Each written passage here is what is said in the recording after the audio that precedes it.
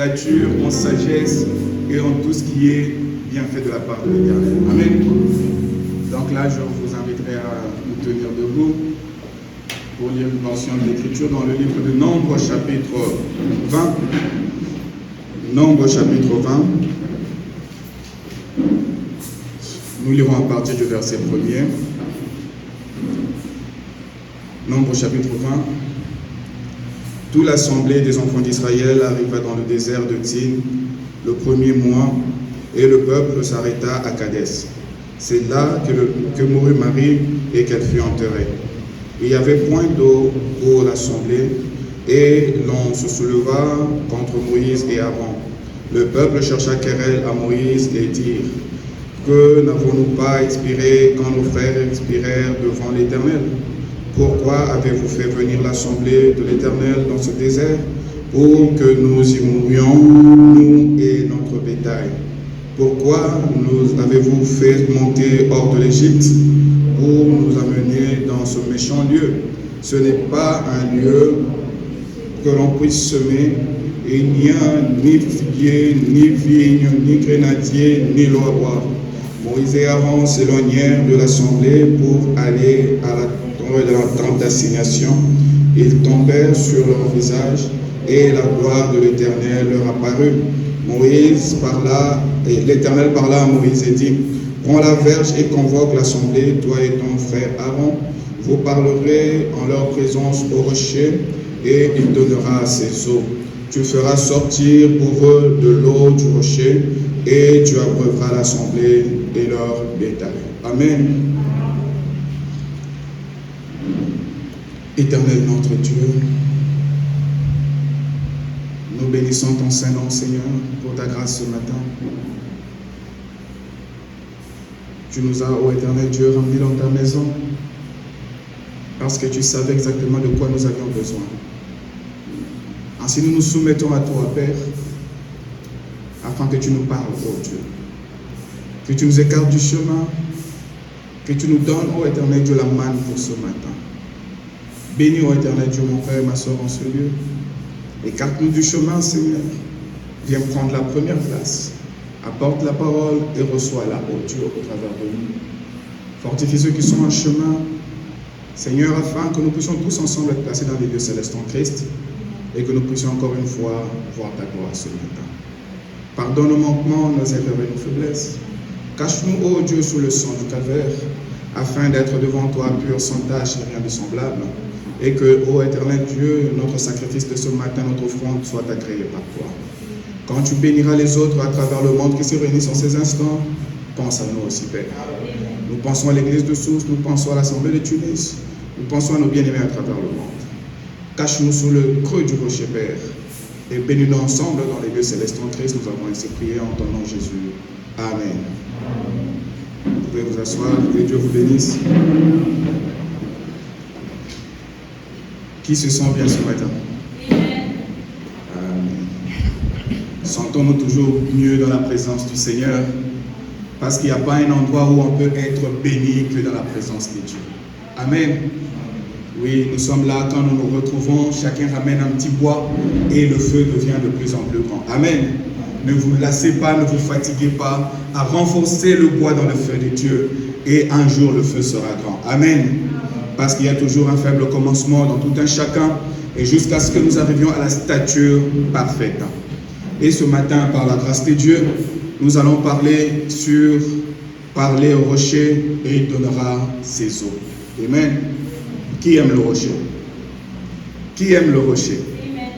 Parce que nous sommes nous-mêmes une partie du rocher. Amen. Amen. Voilà. Et en lisant cette écriture, j'étais en train de méditer, je crois que c'était le mardi. Quelque chose m'a frappé, je me suis dit, ah, c'est ce qui m'avait même poussé à parler sur le paradoxe. Qui était béni le jeudi? Amen. Oh, Dieu nous avait tellement béni le jeudi, nous avions parlé sur un paradoxe. Et je crois que par la grâce de Dieu, chacun sera un paradoxe. Amen. Amen. Parce que nous avions dit qu'un paradoxe, c'est quelque chose d'incroyable, mais vrai. Amen. C'est quelque chose, quand tu racontes cela à quelqu'un, personne ne croira. Amen. Mais pourtant, la chose est là. Amen. Oui. Oh Seigneur, aide-nous, Père. Voilà.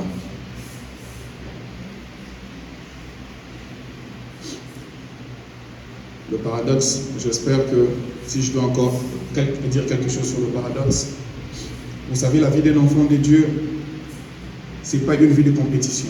Amen. C'est une vie où chacun se contente de ce que Dieu lui donne chaque jour. Et c'est cela qui fait partie du paradoxe dans ta vie. Amen. Et nous avions dit que le paradoxe vient en toi pour te donner la vraie foi. Parce que le paradoxe, c'est quelque chose, peut-être que tu n'as jamais entendu, que tu n'as jamais lu. Amen. Mais Dieu te donne cela. Et quand on te demandera d'expliquer cela, tu ne sauras pas expliquer cela. Amen. C'est ce qui fait partie de l'intimité entre l'homme et Dieu. Amen. Et nous avons dit que même le souffle de vie qui est en nous, c'est un paradoxe. Amen. Même le fait de pouvoir s'agenouiller et prier, c'est un paradoxe. Ce sont des choses que tu ne peux pas expliquer. Comment quelqu'un peut s'agenouiller, lever les mains, parler, par après cette parole-là se transforme en matériel. C'est quoi un paradoxe? Amen. Le fait juste d'entrer dans ta chambre, de t'agenouiller, de parler au Seigneur. Tu parles tellement, et arrivé à un certain moment, tu dis Amen. Et la chose apparaît devant toi. Amen. Et après cela, Dieu nous a conduit de parler maintenant sur ce sujet. J'espère que c'est un petit sujet, mais j'ose croire que c'est le plus grand sujet qui puisse exister. Amen. Parce que parler au rocher, c'est notre tâche de chaque jour. Amen. Et en lisant cela, nous avions vu que le rocher est un endroit le plus sec, le plus aride et le plus dur dans un désert. N'est-ce pas? Amen. Aujourd'hui, j'aimerais prêcher avec vous. J'aimerais vous entendre parler. J'aimerais vous entendre lire. Parce que ce que nous mettons là-bas, c'est pour que vous puissiez aussi lire. Que vous ne puissiez pas dire que non, on a lu pour nous. Amen. Quoique la parole dise, heureux celui qui lit et ceux qui entendent. Mais toi aussi, tu peux lire pour que quelqu'un d'autre entende. Amen. Et nous disions que le rocher, c'est l'endroit le plus sec, le plus ride et le plus aride du désert. Et Dieu dit à Moïse que de ce rocher-là jaillira de l'eau. Et nous savons que l'eau, c'est un élément le plus humide qui puisse exister. Amen. Mais quelque chose d'humide, sortir de quelque chose de sec. C'est encore quoi ça? Un paradoxe. Amen. Et si Moïse n'était pas connecté à Dieu, Moïse n'allait pas croire. Amen. Parce que Dieu l'avait formé afin de croire au surnaturel. Parce que chaque surnaturel est un paradoxe. Amen. Et quand Moïse a vu le rocher, il a dit ça c'est un rocher qui semble ordinaire. Amen. Et peut-être que les enfants d'Israël pouvaient dire, mais c'est un rocher qui ressemble à tout autre rocher. Mais il y avait quelque chose que d'autres rochers n'avaient pas. Amen. Quelqu'un peut te voir, tu ressembles à tous les autres êtres humains. Mais à l'intérieur de ton âme, il y a une représentation divine que les autres n'ont pas. Et c'est cette représentation qui te met en contact direct avec le rocher. Parce que nous avions tous vu que dans chaque être humain créé, qu'il soit bon ou mauvais, il y a le corps, il y a l'esprit et il y a l'âme. Amen. Mais pour un enfant de Dieu, il y a un quatrième élément qui est la représentation divine de Dieu. Et c'est cet élément-là qui te met en contact avec le rocher. Amen. Mais vous savez que quand on a toujours parlé du rocher, on se dit que non, le rocher n'avait fait sortir que de l'eau. Non. Mais en lisant bien la Bible, j'ai trouvé que le rocher a même fait sortir l'huile, a même fait sortir du miel. Amen. Mais quel est ce rocher qui peut sortir l'eau, l'huile et le miel? Et pour ceux qui lisent la parole de Dieu, vous savez ce que représente l'eau, ce que représente l'huile et ce que représente le miel. Acclamons le Seigneur. Alléluia. Frère, vous êtes en train de suivre les empreintes sûres qui vous conduiront à un lieu sûr, un lieu qui existe réellement. Amen. Et pour ça, j'aimerais lire quand même Deutéronome 8, que vous puissiez au moins avoir cela. Ça peut aider aussi quelqu'un. Deutéronome chapitre 8, verset Normalement, on peut commencer à 11, mais là, on va commencer directement à 15, parce qu'on a beaucoup de choses à lire. Mais normalement, à la maison, on pourrait lire à partir de 8. Mais on va juste lire Deutéronome 8, 15. Qu'est-ce que la Bible dit? Qui t'a fait marcher dans ce grand et affreux désert, où il y avait des serpents brûlants et des scorpions, dans des lieux arides et sans eau, et qui a fait jaillir pour toi de l'eau du rocher le plus... Donc les autres rochers étaient un peu soft, mais celui-là c'était le rocher le plus dur. Voilà pourquoi quand le vrai rocher est apparu, la Bible nous dit il n'avait ni beauté ni éclat pour attirer nos regards. Et c'était un rocher que personne ne pouvait regarder. Et cela avait une forme bizarre. Mais c'est sur ce rocher-là où il y avait une porte qui pouvait ouvrir une fontaine pour la vie. Amen. Deutéronome 32, 13. Sois ami du rocher et tu verras comment ta vie changera. Amen. Deutéronome 32, verset 13. Nous lisons au nom du Seigneur. Il a fait monter sur les hauteurs du pays. Amen. Et Israël a mangé les fruits des champs. Il lui a fait sucer le miel du virgule, l'huile qui sort du rocher le plus dur. Amen. Pourquoi seulement il y avait l'eau? Pourquoi il y avait l'huile? Pourquoi il y avait du miel? Amen. Et quand on va continuer là, vous allez comprendre. Et qui est ce rocher qui était là en train de leur suivre pendant près de 40 ans? Je ne t'abandonnerai jamais, je ne te délaisserai, je serai avec toi. Et même quand tu n'avais pas le Saint-Esprit, le rocher était là avec toi. Mais il attendait qu'il puisse entrer en toi. Parce qu'une fois entré en toi, ce sera le repos. Amen. Comment un rocher peut entrer dans un humain? C'est encore ça un paradoxe. Alléluia. N'oubliez jamais que votre vie, c'est un fruit de paradoxe. Amen. Et qui était ce rocher? La Bible nous dit qu'il était l'Hébreu 13, 8. Le même hier, aujourd'hui, éternel. Amen. Et là, nous allons lire dans 1 Corinthiens chapitre 10. Apprenez à noter. Comme ça, quand vous irez chez vous, vous allez reprendre cela et vous serez aussi une prédication pour quelqu'un à côté de vous. Amen. Ne vous bornez pas seulement à recevoir, mais soyez aussi prêts à donner ce que vous recevez aux autres. Amen. Parce que la Bible dit qu'il y a plus de bonheur à donner qu'à recevoir. Soyez un don vivant pour quelqu'un. Amen. 1 Corinthiens chapitre 10, le premier verset nous dit: Frères, je ne veux pas que vous ignorez que nos pères ont tous été sous la nuée, qu'ils ont tous passé au travers de la mer, qu'ils ont tous été baptisés en Moïse, dans la nuée et dans la mer, qu'ils ont tous mangé le même aliment spirituel, et qu'ils ont tous bu le même breuvage spirituel, car ils buvaient à un rocher spirituel qui les suivait. Amen. Et ce rocher était un rocher qui se déplaçait, un rocher qui pouvait marcher, un rocher qui pouvait parler. Amen. Alors que c'était dans un lieu aride, sec, mais Dieu choisit encore un élément plus sec du désert pour être la bénédiction pour son peuple. C'était quoi? Un paradoxe. Amen. Quelque chose qui ne pouvait pas attirer le regard. Mais c'était là où se cachait la bénédiction du peuple. Voilà pourquoi ne néglige jamais celui qui est à tes côtés. Parce que tu ne sais pas par où ta bénédiction passera. Amen. Toutefois, un enfant de Dieu se dit toujours: je suis petit et celui-là est grand plus que moi. Amen. Que ce ne soit pas seulement des lèvres, mais que ce soit une vie. Considère-toi toujours petit pour que Dieu te lève au temps convenable. Amen. Mais quel est le temps convenable? Il faut attendre que le rocher puisse parler. Amen. Et si nous pouvons un peu détailler cela, nous allons un peu retourner à l'école pour essayer de détailler ce que nous sommes en train de lire. Amen.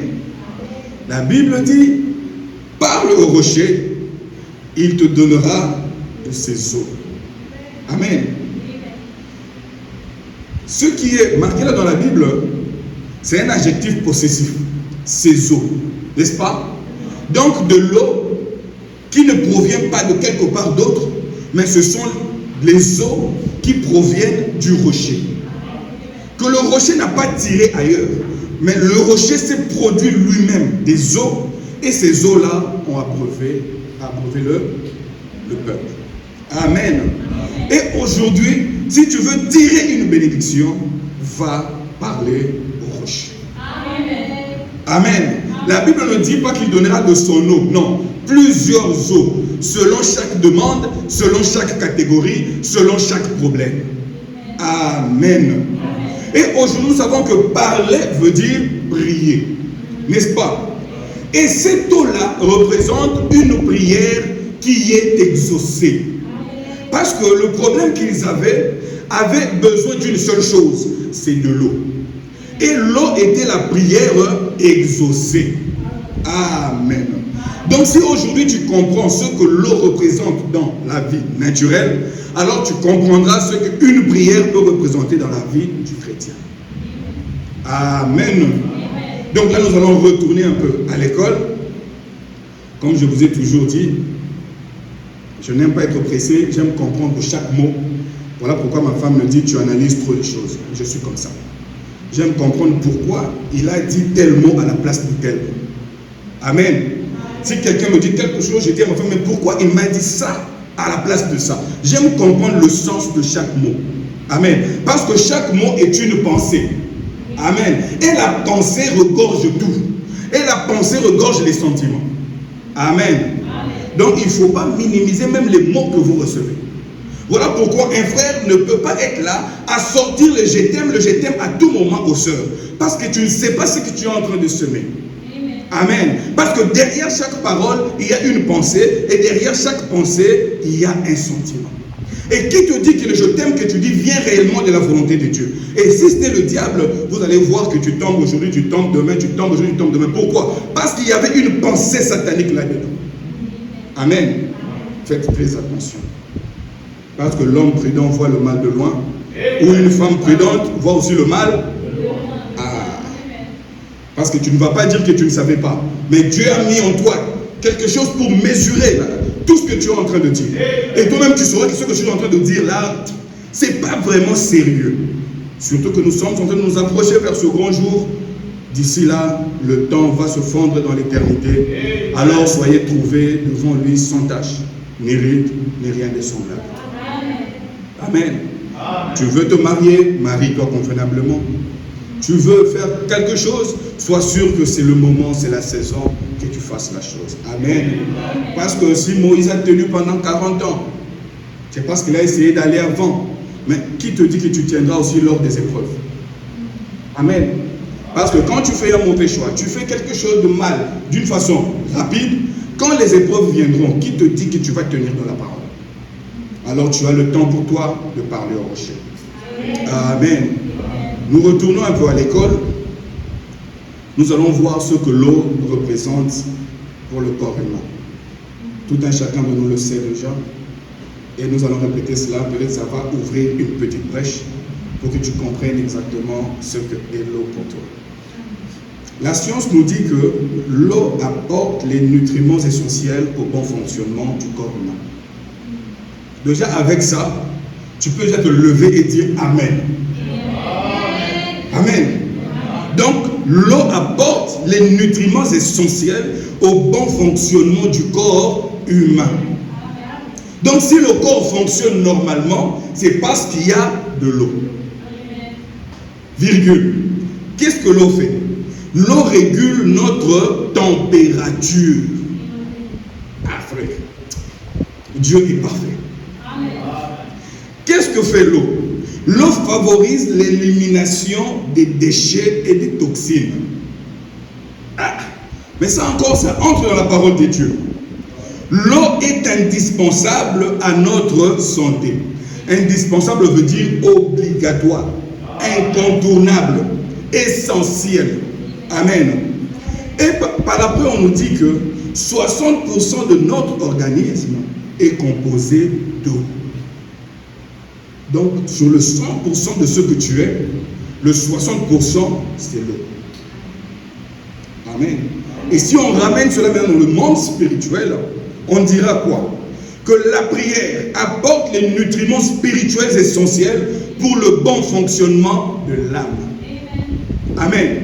Tu peux beaucoup lire, tu peux beaucoup chanter, tu peux beaucoup prêcher, mais si la généalogie ne s'applique pas, les nutriments essentiels spirituels dans ta vie seront absents.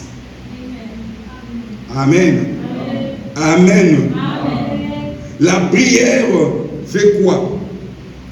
Elle régule notre température devant Dieu. Amen. Dieu ne vous juge pas par rapport à ce que combien tu as lu des brochures, combien tu as lu la Bible. Non. Dieu veut voir la vie de prière en toi. Amen. Comme on peut le dire dans Apocalypse chapitre 3, ça nous concerne à partir de 14. La Bible dit ceci. Apocalypse 3 à partir de 14. Écrit à l'ange de l'église de Laodicée. Voici ce que dit l'Amen. Lui qui est le témoin fidèle et véritable. Il est le commencement de la création des dieux. Qu'est-ce qu'il dit? Je connais tes œuvres. Je sais que tu n'es ni froid, ni... Puisses-tu être froid ou... Ainsi parce que tu es tiède et que tu n'es ni froid ni bouillant, je te vomirai.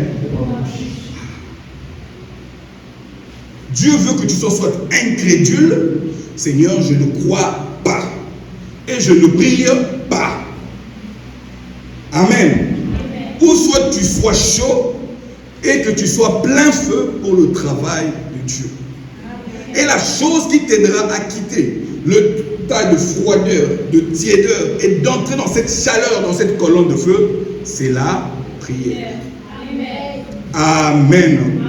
Je peux entendre quelqu'un acclamer le Seigneur. Parce que la prière t'accompagne chaque jour.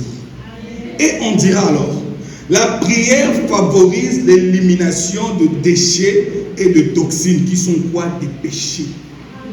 Amen. Frère, sans la prière, il est difficile de te dégager des péchés. Tu peux mémoriser toutes les citations du prophète. Tu peux mémoriser la Bible de la Genèse à l'Apocalypse. Mais si tes genoux ne sont pas à terre, ton péché te rattrapera toujours. Amen. Tu veux que tes péchés soient expulsés de ton corps, mets tes genoux à sol. Amen. Et parle constamment au rocher. Et tu verras que les déchets sales de ta vie seront expulsés. Amen. Parce que la chose qui va l'expulser, elle est déjà en toi. Amen. Et pour clôturer, on va dire la prière est indispensable pour notre vie spirituelle. Amen. Et la science va encore trop loin. La science dit que 72% de ce que notre planète est, c'est de l'eau. Donc la terre ferme, là où l'on peut vivre, et les animaux, ce n'est que 28%. Comprenez ce que l'eau représente pour la terre. Et la terre est assise sur l'eau. Amen. Donc la vie du chrétien, quoi qu'elle soit fondée à 60% de l'eau, mais tu dois vivre de l'eau à 72%. Quelle est la place de la prière? Amen. Et la science dit encore, depuis que le monde est monde, aucun pays ne peut se développer sans eau. Car, ils ont dit, c'est le premier facteur du développement social et de survie et du bien-être de l'humanité. Représentez-vous quelle est la place de l'eau dans la vie. Et pour finir, après qu'ils aient étudié tout ça, ils sont arrivés à une conclusion pour dire l'eau, c'est la vie. Amen. Amen. Donc tout ce que la science était en train d'étudier, ils ont fini par rejoindre la Bible qui dit que je suis l'eau de vie. Si tu viens boire à ma source, tu n'auras plus jamais soif. Et la science a confirmé Jésus pour dire que l'eau c'est là. Mais quel est ce là? Amen. L'eau qui donne la vie, si ce n'est le rocher. Amen. Et la science a tout fait. La science a fabriqué des nourritures. Aujourd'hui, vous savez que la science fabrique même des viandes. La science fabrique des légumes. La science fabrique toutes sortes de médicaments. Mais la science se dit incapable de fabriquer l'eau en grande quantité pour nourrir les gens quand il n'y aura pas de l'eau. Amen. Mais c'est quoi l'eau en question? L'eau, c'est la vie dont tu as besoin. Amen. Parce que nous qui avons fait un peu de biologie, on nous dit que l'eau, c'est H2O, n'est-ce pas? Pour ceux qui connaissent un peu la biologie, la chimie plutôt, ça veut dire 2 molécules d'hydrogène et 1 molécule d'oxygène, n'est-ce pas? C'est ce qui constitue l'eau, selon eux, n'est-ce pas? Le monoxyde d'hydrogène. C'est ça, non? Et aujourd'hui, ils ont ces éléments-là. Alors que le monde est en train de se réchauffer, et il y a des endroits où il n'y a pas de l'eau. Pourquoi ils ne peuvent pas réunir cela pour produire de l'eau? Amen. Ça encore, c'est un paradoxe. C'est un domaine réservé à Dieu. Dieu laissera la science partir. Voilà pourquoi le poète, il faut qu'on dise, écoute la conclusion d'un homme qui a lu les Écritures, qui a observé Dieu. Je comprends par là que Jésus est la meilleure des choses qui nous soit arrivée. Pourquoi? Parce qu'il est le rocher d'âge en âge et d'éternité en éternité. Tout provient de lui et rien de ce qui a été fait n'a été fait sans lui. Lui qui? La parole. Vous voyez la conclusion d'un homme qui a compris les Écritures. Amen. Là où le poète pouvait dire, prenez tout, mais laissez-moi Jésus. Parce qu'une fois que j'ai Jésus, j'ai plus que même ce que vous aviez pris. Amen. Dieu n'avait pas besoin de leur donner autre chose. Il dit seulement ce rocher-là.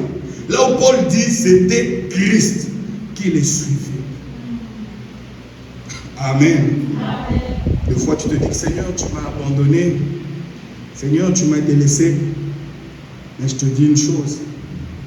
Il n'a pas juste voulu que tes yeux voient qu'il est là. Amen. Il veut que ton âme croie qu'il est là. Parce que ce n'est pas tout ce que tes yeux voient qui est vrai. Amen. Amen. C'est peut-être une réalité, mais ce n'est pas une vérité. Tes yeux vont voir quelque chose. Tu peux entendre quelque chose. Mais quand ça rentre dans l'âme, c'est en ce moment-là que ça devient une vérité. Amen. Voilà pourquoi même quand tu es malade, on prie pour toi. Tu dois croire. Parce que les symptômes sont réellement des réalités que ton corps peut sentir. Mais il y a une vérité qui dit que je suis l'Éternel qui te guérit de toutes tes maladies. Alors tu dois faire un choix entre la réalité et la vérité. Amen. Et tout ce qui nous arrive sont les produits de nos choix. Soit tu choisis la réalité, tu vis dans la réalité et dans les espérances, j'espère. Et l'autre vit dans la foi, il souffre pour un temps et puis il voit la chose s'accomplir. Amen. Parce que la foi est une ferme assurance des choses qu'on espère, une démonstration de celles qu'on voit. Mais quand nous entrons dans le paradoxe, on dit que le monde du paradoxe, même la foi ne peut pas l'atteindre. Parce que ça demande la foi parfaite. J'espère que vous me comprenez. Parce que la foi, c'est une ferme assurance de choses qu'on espère. Parce qu'on a lu ça, voilà pourquoi on espère que ça va arriver. Parce qu'on a entendu quelqu'un dire, mais le paradoxe, c'est quelque chose de n'est jamais vécu, de n'est jamais lu. Et là, ça entre dans le domaine de la création. Voilà pourquoi on a lu avec vous que le domaine de la création appartient à Dieu. Et cela est toujours créé par l'atmosphère. Amen. Une fois, le prophète est en train de discuter avec un grand pasteur baptiste qui lui a dit: non, je t'aime beaucoup, mais ce que tu prêches là, c'est faux. Tu dis que le diable ne guérit pas. Il a dit cela, je crois, dans les noces de l'agneau, il y a plusieurs autres choses. Il a écrit au prophète, il a dit, je crois, 22 pages. Il lui a taxé de tous les noms, de tous les noms, de tous les noms. Frère, voilà pourquoi ne soyons pas pressés à pouvoir conclure. Quand le prophète lui a répondu, parce qu'il a taxé le prophète des 10 heures de bonne aventure, alors que c'était un pasteur qui connaissait la Bible.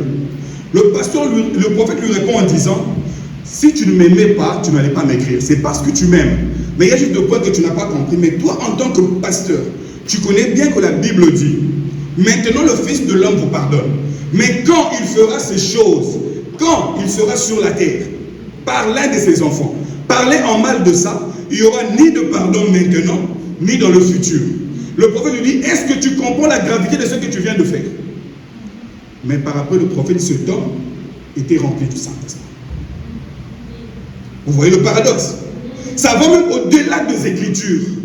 Amen. Le monde de l'inspiration est au-delà de ce qui est écrit.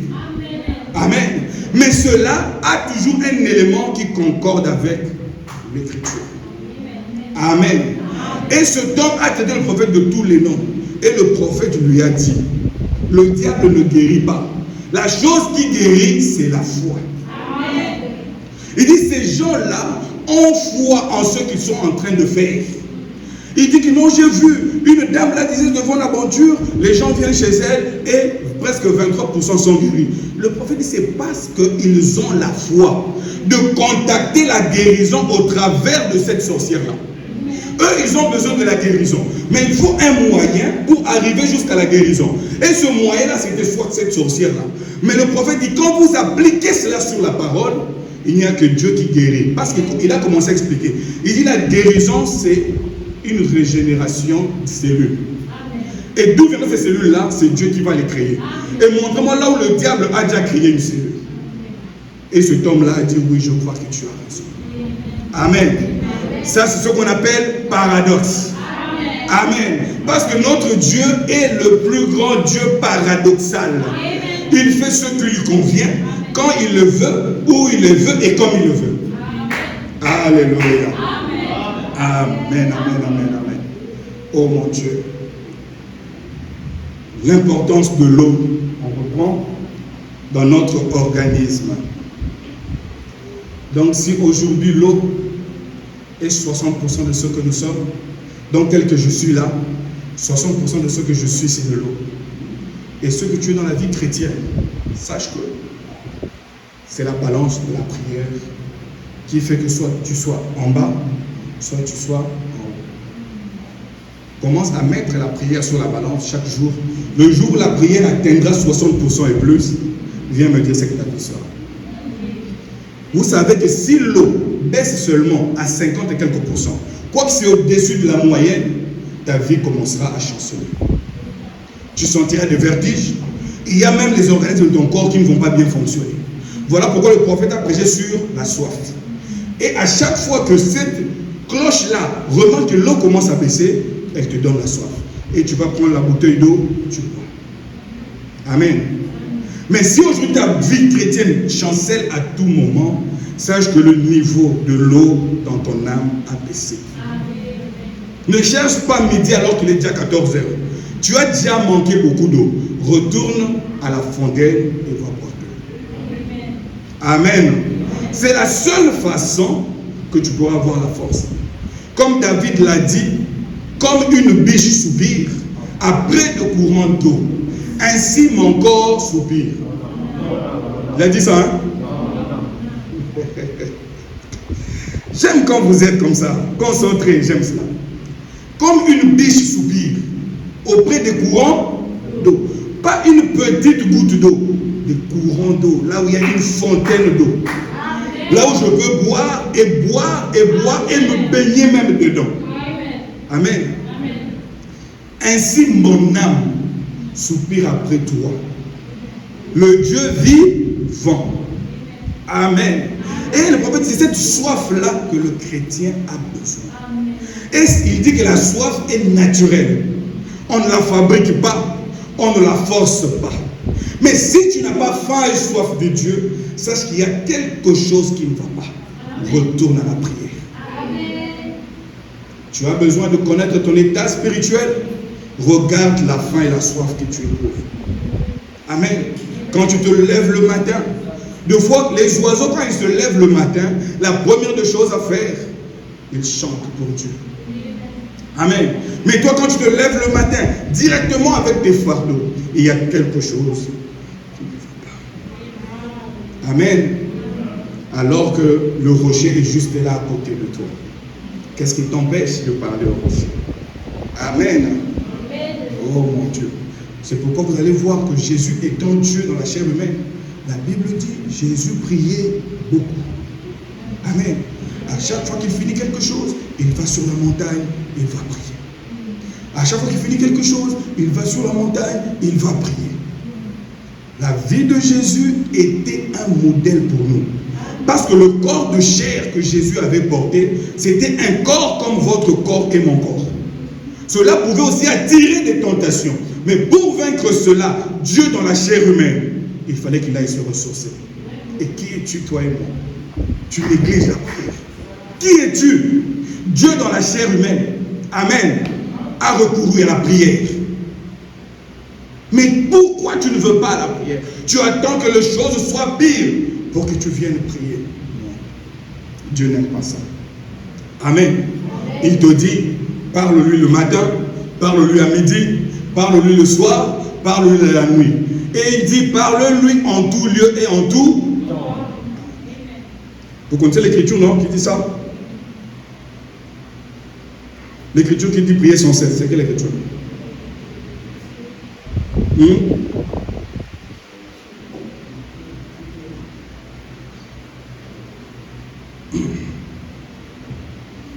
C'est un Thessalonicien, n'est-ce pas? Un Thessalonicien combien? 5. Bon, vous allez lire cela à la maison. Amen. Parlez sans cesse au rocher. Amen. Ne vous bornez pas à laisser le rocher vous parler. Vous devez avoir un temps pour parler au rocher. Amen. Et il vous donnera de ses eaux. Mais il y a une chose qui m'a aussi attiré. Premièrement, dans Exode 17, Dieu avait dit à Moïse, prends la verge, va frapper le rocher. Amen. Et le prophète étant un aigle, quand il monte plus haut, il dit, c'est parce que le rocher n'avait pas encore de fente. Il a fallu que quelque chose ouvre une fente pour qu'à chaque fois que nous parlerons, que l'eau sorte. Amen. Amen. Et aujourd'hui, le rocher est déjà frappé. Mais pourquoi tu ne vas plus lui parler? Amen. Amen. Et le prophète dit, c'est sur cette fente-là que l'eau a jailli, que l'huile a jailli, que le miel a jailli. Amen. Amen. Alors, continue à parler au rocher. Donc, avant que tu nous parles au rocher, tu dois être sûr que le calvaire a accompli la chose pour toi. Parce que la Bible dit que tout celui qui s'approchera de Dieu doit premièrement croire que Dieu existe et qu'il rémunère tous ceux qui les cherchent. Comment il rémunère? C'est par rapport à l'œuvre du calvaire. Amen. Crois d'abord, comme on a lu avec vous, commençons d'abord au calvaire. Si tu veux marcher avec Jésus, la case de départ, c'est le calvaire. Amen. Amen. Amen. Je vous enseigne ces choses. Alors je sais que c'est cela qui soutient vos vies. Amen. Les beaux discours, c'est bien. Mais la Bible dit toute parole d'homme devrait être considérée comme mensonge. Amen. Et seule la parole de Dieu comme vraie. Voilà pourquoi je prends mon temps à vous montrer les Écritures et les citations pour que votre foi soit fondée sur ce qui est écrit. Amen. Comme ça, vous ne direz pas que le pasteur avait dit non. J'ai moi-même lu cela. Voilà pourquoi on vous affiche ici pour que vous puissiez lire. Amen. Même 1 Timothée le dit aussi. Là, j'aimerais que nous puissions lire. 1 Timothée 2, 8. Disons au nom du Seigneur. Qu'est-ce que Dieu dit? Là, ce n'était pas Paul qui disait, c'était Dieu qui a dit. 1 Timothée 2, 8. Je veux donc, c'est un peu comme une obligation. Amen. Je veux donc que tous les hommes, ça inclut les hommes et les femmes. Amen. Prient en tout lieu, en élevant des mains pures, sans colère, ni mauvaise. Amen. Je veux que les hommes et les femmes prient en tout lieu, mais à une condition, qu'ils aient quoi? Les mains pures, pas de colère, pas de mauvaise pensée. Pourquoi? Le prophète dit c'est un moment solennel. Il dit la prière c'est un moment solennel. Il dit quand tu te mets à genoux pour prier, le ciel se lève. Amen. Parce que la reine est en train de faire son entrée. Quand la reine fait son entrée dans le palais du roi, il n'y a que le roi seul qui est sur le trône. Tout le monde se lève. Amen. Parce que le roi est plus supérieur à la reine. Voilà pourquoi il doit rester assis. Mais tous ses serviteurs vont se lever. Amen. Voilà pourquoi quand toi, la reine, tu commences à faire ton entrée par la prière, le ciel se lève. Afin d'attendre qu'est-ce que le roi va leur dire de faire. Parce que ta prière s'adresse au roi. Eux n'entendent pas. Ils te voient seulement venir. Mais ta prière est adressée à Dieu. Et c'est à Dieu de dire aux anges, allez exécuter telle chose. Amen. Et les anges sont les serviteurs des enfants de Dieu. Amen. Et quand toi tu te lèves pour marcher, l'enfer commence à trembler. Parce que l'enfer sait qu'il y aura des répercussions dans son corps. Amen. Imaginez-vous la force de la prière. Voilà pourquoi vous devez avoir des mains pures, le cœur sans colère et des pensées pures. Parce que ce sont vos pensées qui vont créer ce que vous cherchez. Amen. Quand tu as une pensée pure, c'est celle-là qui crée ce que tu cherches. Une fois, mon père m'a fait rire. Il dit, vous savez que des fois les gens du monde ont assez de foi. Parce que le monde est bâti sur la foi. Il dit, comment se fait qu'un bandit qui se lève, il dit dans son cœur, ah Seigneur, protège-moi quand j'irai faire mes histoires qu'on ne m'arrête pas. Il croit tellement à ça. Et il va, il fait ses dégâts, il rentre sans problème. Imaginez ce que la pensée peut faire. Amen. Mais que votre pensée se focalise sur la parole de Dieu. Amen. Vous serez des livres que les gens pourront lire en ce temps. Amen. Parce que le prophète nous dit qu'un mystère, c'est d'abord une vérité qui est révélée. N'est-ce pas? Mais dans lequel se cache un élément surnaturel. Et il nous dit que la prière d'un fervent juste, c'est un mystère. Mais il n'y a que Dieu et celui qui prie qui connaissent ce qui se passe. Amen. Et quand tu entres dans la prière, tu dois savoir que tu ne viens pas pour prier parce que tu as besoin de dire des mots. Non. C'est parce que tu es connecté à ta théophanie pour comprendre la volonté de Dieu pour toi. Amen. Là où Romains 8 te dit, nous ne savons même pas comment prier. Mais c'est par des soupirs inexprimables par le Saint-Esprit que nous sentons ce dont nous avons besoin et nous exprimons cela. Amen. C'est un mystère. Amen. Et nous allons descendre encore pour continuer à parler sur l'eau. Et le monde dit que le réchauffement climatique a fait que partout il y avait certains lacs, certains cours d'eau, cela a séché. N'est-ce pas? J'espère que ce sont des informations que vous entendez chaque jour. Et aujourd'hui, on prend l'Afrique en otage. Que non, ne videz pas vos eaux, parce que chez nous, ici, l'eau commence à sécher. Amen. Et ce réchauffement climatique, la science dit, cela est dû aux erreurs de l'homme humain, qui va détruire la zone. Amen. Amen. Cette couche-là d'ozone, l'homme a détruit cela en polluant la terre. Et cela a pollué de l'air. Et cela a détruit cette zone-là. Voilà pourquoi le jugement du soleil commence à s'abattre sur la terre. Amen. Et tout ce qui vit sur la terre est atteint par ce jugement-là. Amen. C'est ce que cause le péché dans la vie de l'homme. Quand vous commencez à foncer droit vers le péché, cela ôte même la couverture de sang que tu avais, et la colère de Dieu commencera à s'abattre sur toi. Et tous qui seront avec toi vont souffrir de cela. Amen.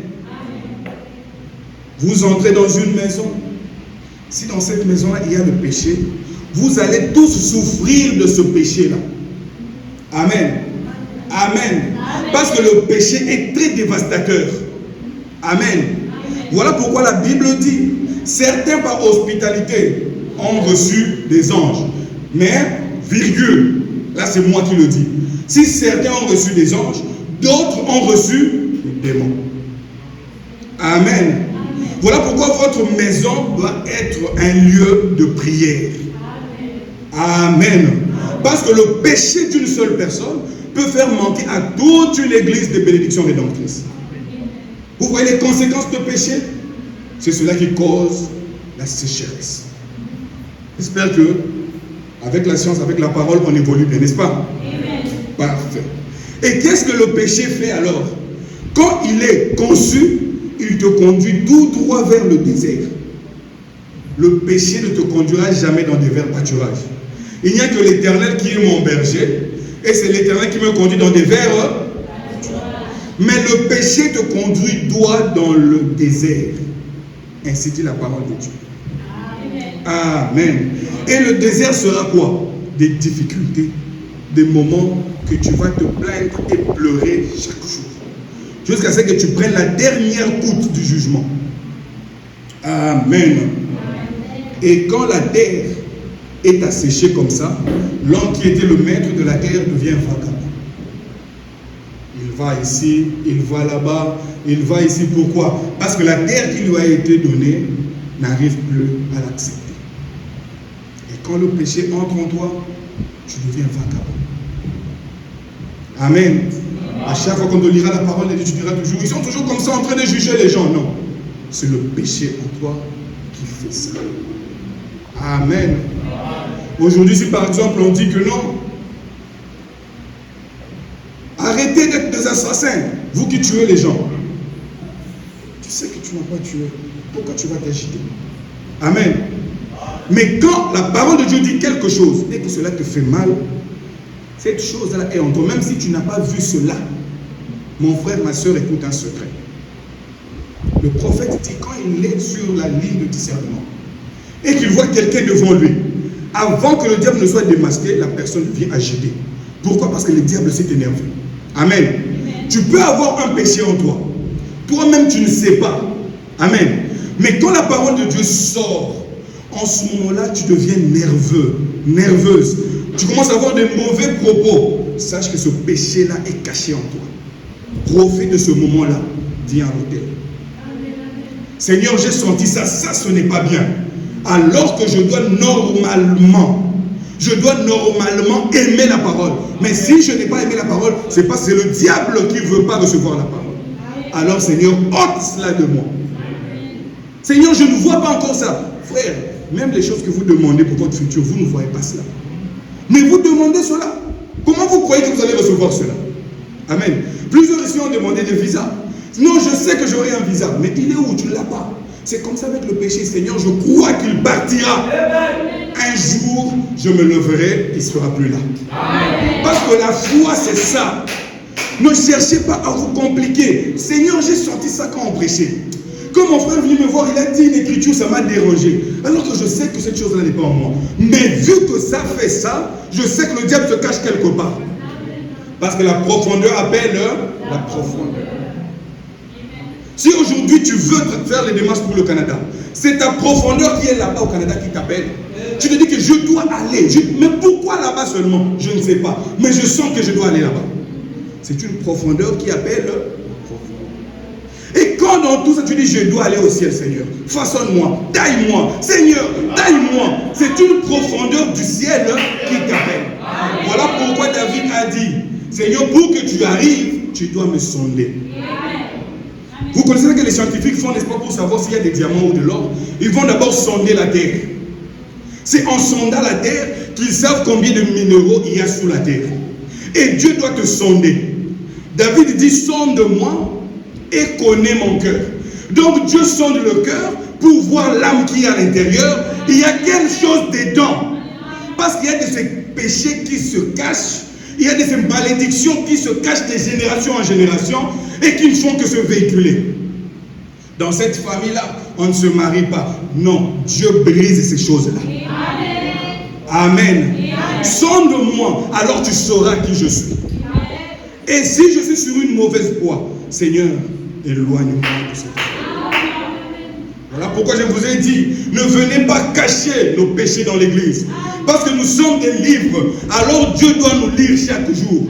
Parce que dans la maison de Dieu, nous sommes des livres ouverts. Et Dieu doit te lire aujourd'hui. Dieu lira un chapitre du frère Nathan. Dieu lira un chapitre, je ne sais pas de qui. Et quand Dieu lit ma vie, je dis Seigneur, merci. Sonde-moi et connais mon cœur. Ne viens pas te cacher à l'église. Dévoile-toi. Amen. Imaginez-vous, un homme qui prend une femme, après la cérémonie du mariage, la femme entre dans la chambre, vous êtes tous des grandes personnes, elle a un pantalon jeans bien serré. Premier jour, deuxième jour, troisième jour, si c'est un homme intelligent, il parlera à la femme. Si la femme refuse, il dira à la femme, sors de ma maison. Amen. Amen. Mais quand tu es avec Dieu, Seigneur, sonde-moi, je m'abandonne à toi. Fais de moi ce que tu veux. Si je suis sur une mauvaise voie, tu le sauras. Parce que moi, je ne peux pas voir ça. Parce que la trace du serpent, elle est très rusée. Amen. Amen. Mais nous avons besoin de l'œil de l'aigle.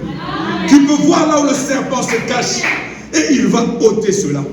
Parce que même la Bible décrit le péché comme le serpent. Il est trop rusé. Il te fera croire que tu vis la parole de Dieu. Alors qu'il y a un seul petit point noir. C'est tout ce qui l'intéresse. Amen. Mettons nos vies en ordre. Nous ne perdrons rien. Amen. C'est ça ce que le péché fait dans la vie d'un enfant de Dieu. Quand le péché arrive, qu'est-ce qu'il apporte? Il te détruit à petit feu. Petit à petit, il va éteindre cette flamme-là que tu as eue. Parce que la flamme s'allume plus dans la prière. Mais quand le péché entre en toi, tu négliges la prière, tu négliges les choses de Dieu. Tu commences même à parler en mal des enfants de Dieu. Celui-là se prend pour qui? Il pense que c'est lui seul qui ira au ciel. Il pense que les choses que tu ne faisais pas avant, tu commences à le faire. Pourquoi? Parce que tu t'es éloigné de la chose là. Et à chaque fois que tu viendras à l'église, si on parle de quelque chose, ah, le pasteur aussi exagère. Pourquoi il ne parle que contre moi? Non, ce n'est pas toi qui parles, c'est le démon qui est en toi qui parle. Comprends cela, viens tomber à l'autel et mets ta vie en ordre. Amen. Et nous allons vous montrer comment la cause du péché a fait souffrir Israël. Dans 1 Roi chapitre 17, parce qu'il y avait un roi, Akab, qui est allé chercher des compromis en épousant une femme qui n'était pas d'Israël. Amen. Et cela a causé des problèmes dans le camp. Et même les innocents ont souffert de cela. Amen. Le péché et l'immoralité, c'est quelque chose de pas bien. 1 Roi chapitre 17, verset 1. Voilà ce que la Bible dit. 1 Roi 17, 1. Élie le Tishbite, l'un des habitants de Galad, dit à Akab: l'Éternel est vivant, le Dieu d'Israël dont je suis le serviteur. Il y aura ces années ni rosée ni pluie, sinon, Amen. Il n'y aura ni rosée ni pluie, sinon, Amen. Cela voulait dire, pour que la pluie revienne, pour que la rosée revienne, il faut premièrement que la parole soit rétablie. Amen. Amen. Parce que la parole qui sortait d'Élie, ce n'était pas d'Élie, c'était la parole de Dieu. Eux, ils ont écarté la parole de l'autel et Dieu a écarté l'eau de la cité. Et quand Élie a ramené la parole sur l'autel, alors l'eau est descendue. Des fois, tu souffres pour rien. La chose qui t'a fait partir, c'est la chose qui te fera revenir. Amen. Amen. Dans les mêmes conditions de température et d'atmosphère, il y a quelque chose qui se produit. Amen. Refais la même chose, tu verras la chose revenir à sa place. Amen. Amen. Tu sais là où tu as laissé Dieu. La mauvaise fréquentation, les mauvaises images, toujours entendre parler en mal des autres, toujours faire ceci et cela, un peu d'orgueil, un peu de ceci. Ce sont les choses qui rongent. Tu penses que tu es plus que l'autre. Parce que tu as, je ne sais pas, une montre de telle valeur, tu as un téléphone de telle valeur, tu as un ami de telle valeur. Ce sont des petits péchés qui ouvrent la voie aux péchés graves. Comme on a dit, on ne classifie pas les péchés, mais chaque péché a son impact sur la vie de l'homme. Amen. Alors retournons avant qu'il ne soit trop tard. Nous allons lire Soyez certains de Dieu, du 25 janvier 59. Ces derniers temps, Dieu vous conseille beaucoup, hein? N'est-ce pas? Je sens vraiment un esprit de conseil à chaque fois, une certaine miséricorde que Dieu veut déverser sur vous, afin que vos voix soient vraiment dégagées. Amen. Profitez de ce temps. Amen. Parce qu'il y a un temps où l'homme entre dans les choses spirituelles et il ne sait même plus comment arranger sa vie. Parce qu'il pensera que Dieu est toujours avec lui. Amen. Il sera tout le temps sous l'onction. Il prêchera, il chantera, il sentira toujours la présence de Dieu. Mais son âme est encore mauvaise. Avant que cela n'arrive, sois sûr que tu as tout réparé. Parce que quand tu entreras dans sa présence, qu'il n'y a que le bien en toi puisse fleurir. Parce que sa présence, c'est une fontaine d'eau qui descend sur toi. Alors qu'il n'y ait pas une mauvaise semence en toi. Amen. Parce que quand il y a une mauvaise semence, elle va aussi s'accroître. C'est là où le danger arrive. Mais ce frère-là aussi, pour qui on avait beaucoup d'estime, lui aussi nous a fait ça, oui. C'est parce qu'il y avait quelque chose qu'il n'a pas voulu réparer avec Dieu. Il avait honte. Et quand il devient grand, l'onction de Dieu l'envahit. Et le petit mauvais péché commence à sortir. Et cette sœur-là aussi, celle qui est un modèle pour l'église, oui, elle a eu honte de réparer. Et quand l'onction l'a prise, la semence est sortie. Amen. Nettoyons nos vies afin que Dieu fasse de nous des êtres bénis pour les autres. Amen. Soyez certains de Dieu, le paragraphe 3 du 25 janvier 59. Le prophète dit ceci, quand il parle de ce qui est arrivé en Israël, lorsqu'Élie est allé prononcer la parole et qu'il devra aller chez la veuve de Sarepta. Il dit, ce devrait être une matinée affreuse. Il faisait tellement chaud et l'air était si poussiéreux. Et les gens mouraient de faim dans la rue. Et le sol était tellement chaud qu'il semblait prêt à s'embraser. Tout ceci était quoi? Le reflet de leur péché et de leur déchéance. Amen. Vous voyez ce qu'un péché peut faire. Toute la terre d'Israël était sec à cause du péché. Et ce péché a été introduit directement sur le trône du roi par Jézabel. Et cela a impacté tout le pays. Voilà pourquoi nous qui nous tenons derrière la chair ici, notre vie doit être un modèle. Amen. Amen. Parce qu'on ne peut pas se moquer de Dieu. Mal marcher, venir prêcher. Mal marcher, venir chanter. Mal marcher, aller aux instruments. C'est très dangereux. Amen. Amen. Amen. Mal marcher, venir faire des travaux à l'église, tu viens faire la peinture. Déjà, quand ta main tient à quelque chose de sacré dans la maison de Dieu, tu es concerné. Amen. Et quand le péché s'introduit dans la maison de Dieu, la sécheresse frappe. Et les innocents souffrent. Et les maladies commencent à naître dans l'église. Mais par la grâce de Dieu, nous marchons chaque jour en ayant la crainte de Dieu, en réparant nos torts. Là où nous avions failli hier, Seigneur, aide-moi à ne pas faillir demain. pour ne pas être une malédiction. Je veux être une source de bénédiction. Amen. Le paragraphe 34 de la même brochure, il dit ceci. Le péché, c'est l'ennemi de l'être humain. Amen. Le péché est notre ennemi numéro 1. Le diable n'est même pas ton ennemi. Lui, il existe déjà. Il fait ses histoires. Mais le péché, c'est quand le diable vient te faire des choses. C'est en ce moment que ça devient le péché. Quand il est loin de toi, ce n'est pas un péché. Mais quand tu participes, c'est en ce moment que le péché habite en toi. Laisse-le faire ce qu'il veut. Mais toi, marche dans la lumière. Amen. Oh mon Dieu. 34. Et dans ces contrées-là, ils dépendaient de leur récolte. Ils n'avaient pas de programme comme nous l'avons aujourd'hui et d'installation de défense. Leur survie dépendait de leur récolte. L'iniquité des gens et leur déchéance morale ayant entraîné une sécheresse sur le pays, ils étaient tous là affamés et mourants.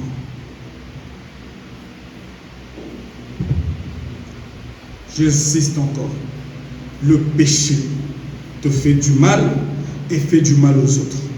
Et fera du mal même à ta famille qui sont loin d'ici. Mais tu vois ta famille souffrir à cause de ton péché non confessé. Les problèmes qui arrivent dans la famille à cause de ton péché non confessé. Amen.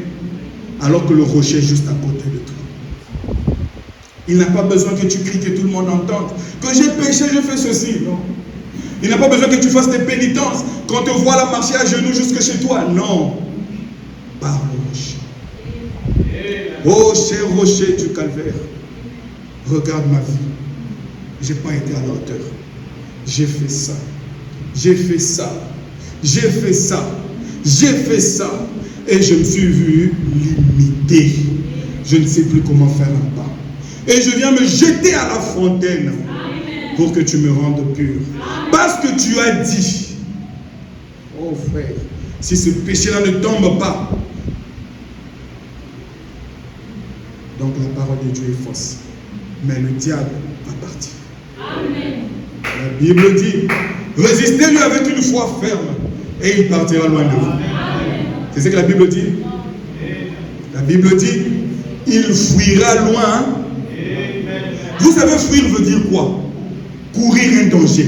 Le diable aura peur, vous deviendrez un danger pour lui. Quand il voit une foi ferme. Vous ne savez pas qui vous êtes, chère épouse de Christ.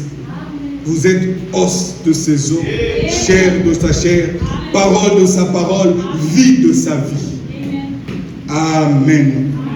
Et quand alors cette femme-là, cette veuve de Sarepta, c'est dans la ville de Sidon, elle a prié toute la nuit.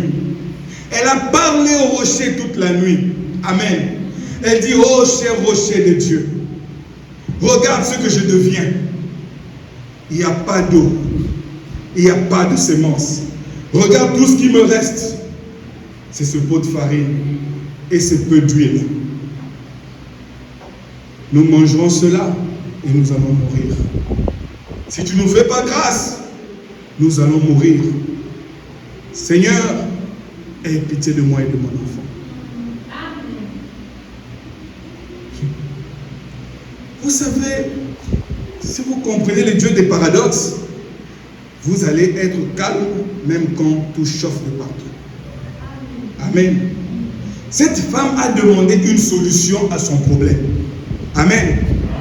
Elle se lève le matin, elle va chercher 2 morceaux de bois. C'est ce que la Bible dit, non?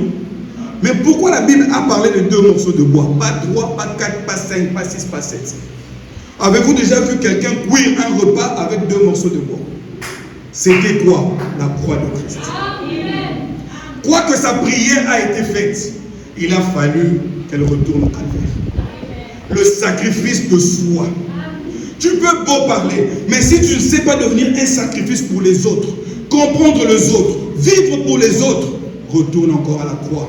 Demeure là jusqu'à ce que tu sois un sacrifice. Parce que nous sommes un royaume de sacrificateurs. Et le sacrificateur aujourd'hui se donne lui-même en sacrifice. Elle a pris 2 morceaux de bois. Et quand Dieu a vu cela, Dieu a dit que le tableau est parfait. Alors il envoie son serviteur, Élie. Il vient et dit, hé dame, comment ça va? Oui, ça va bien. Je peux avoir un peu d'eau? La femme dit, ah, cet homme est venu me tenter ou quoi? Je n'ai pas d'eau. Amen. Mais elle a pris tout ce qui lui restait à manger, à boire comme l'eau. Elle a donné à Élie. Elle dit, toutefois nous allons mourir. Même si je garde l'eau, nous allons mourir.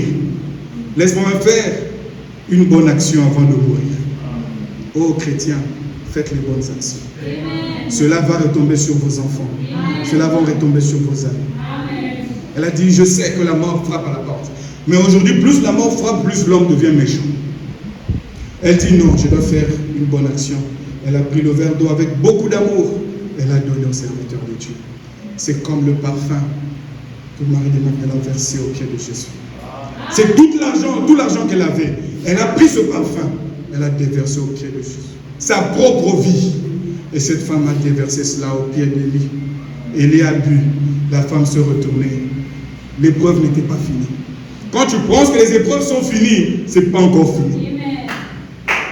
L'autre épreuve est arrivée. Hé dame, donne-moi un morceau de gâteau. Je t'ai vu prendre du bois. Je sais que tu vas cuire un gâteau. Fais-moi savoir. La femme qui dit, oh maître, je n'ai que ça. Il dit, fais-moi d'abord.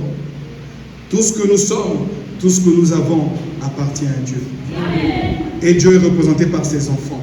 Tout ce que tu as, c'est pour les enfants de Dieu. Amen. Tout ce que tu as, c'est pour les enfants de Dieu. Amen. C'est pas que tu commenceras à aller chercher qui a besoin, non. À chaque fois qu'un besoin frappera à ta porte, j'ai toujours dit à ma femme, pourquoi chaque fois qu'on a un peu d'argent, il faut toujours que des besoins soient passés par là. Vous allez épuiser vos besoins et puis l'argent est fini. Amen. Tout ce que tu as, c'est pour Dieu. Parce que d'abord, tout ce que nous sommes, c'est pour Dieu. Et qu'est-ce que cette femme a fait? Elle qui attendait recevoir la vie, elle a vu la mort se représenter à sa porte. Parce que quelqu'un qui te prend ton eau et qui te prend ton manger, c'est fini, la mort est entrée. Amen. Mais l'obéissance vaut mieux que... Elle a obéi à la voix de Dieu. Amen. Mais qu'est-ce qu'elle a reçu après? Elle a reçu ce que tout le pays n'avait pas reçu. Elle a reçu une cruche qui ne se vidait pas, un pot qui ne se vidait pas. Pourquoi? Elle a mis la parole à la première place. Dans tout ce que tu fais, remets l'arche de l'Éternel à sa place. Amen. Seigneur, dans tout ce que je fais, je veux que tu sois à ta place. Amen. Et que moi je sois derrière. Parce qu'avant la traversée, l'arche était devant, le peuple était derrière. Et le peuple suivait l'arche. Amen. Si tu suis la parole aujourd'hui, tu ne vas jamais t'égarer. Parce que même si la parole va dans le séjour de mort, elle sortira vainqueur. Même si elle traverse les mers, Dieu frayera un chemin. Alors ne t'hasarde pas à voyager seul. Amen. Et de la façon inattendue, Dieu a ramené la vie dans la femme par un paradoxe. Amen. Mais si c'était vous et moi, non, je ne donne pas. J'ai 2 enfants là-bas qui vont mourir, je ne donne pas. Et on va faire passer la bénédiction auprès de nous. Mais ce n'est pas pour que vous puissiez copier, mais c'est pour que vous puissiez entrer en esprit et savoir quand vous allez recevoir des anges ou des démons. Amen. Je ne dis pas que non, à chaque fois qu'il y aura, je dois toujours donner. Non. Soyez conduits. Et Dieu vous conduira même dans les détails. Amen. Amen. Voilà ce que le prophète dit. Donc soyez certains de Dieu, toujours le paragraphe 119. Parce que les voies de Dieu sont des façons mystérieuses. Soyez certains de Dieu, de 25 janvier, toujours 59, le paragraphe 119, il dit ceci. Une fois en Allemagne, j'ai vu un tableau que je n'ai jamais oublié. Un peintre allemand a peint un tableau intitulé « Le pays des nuages ». De loin, cela apparaît comme l'image le plus horriblement triste et sombre jamais vue. Amen. Représentant un amoncellement de nuages. En le regardant de loin, bien sûr. Mais il y a un mais. Mais lorsqu'on s'en approche, cela se... Le Dieu que tu pensais être trop dur, rempli de colère, qui détruit à tout moment. Mais plus tu t'approches par la prière, tu vas voir qu'il est doux, qu'il est humble, qu'il est tellement amoureux. Tu diras, ah, Dieu a aussi un côté faible. Vous savez, le côté faible de Dieu, c'est quoi? C'est sa parole.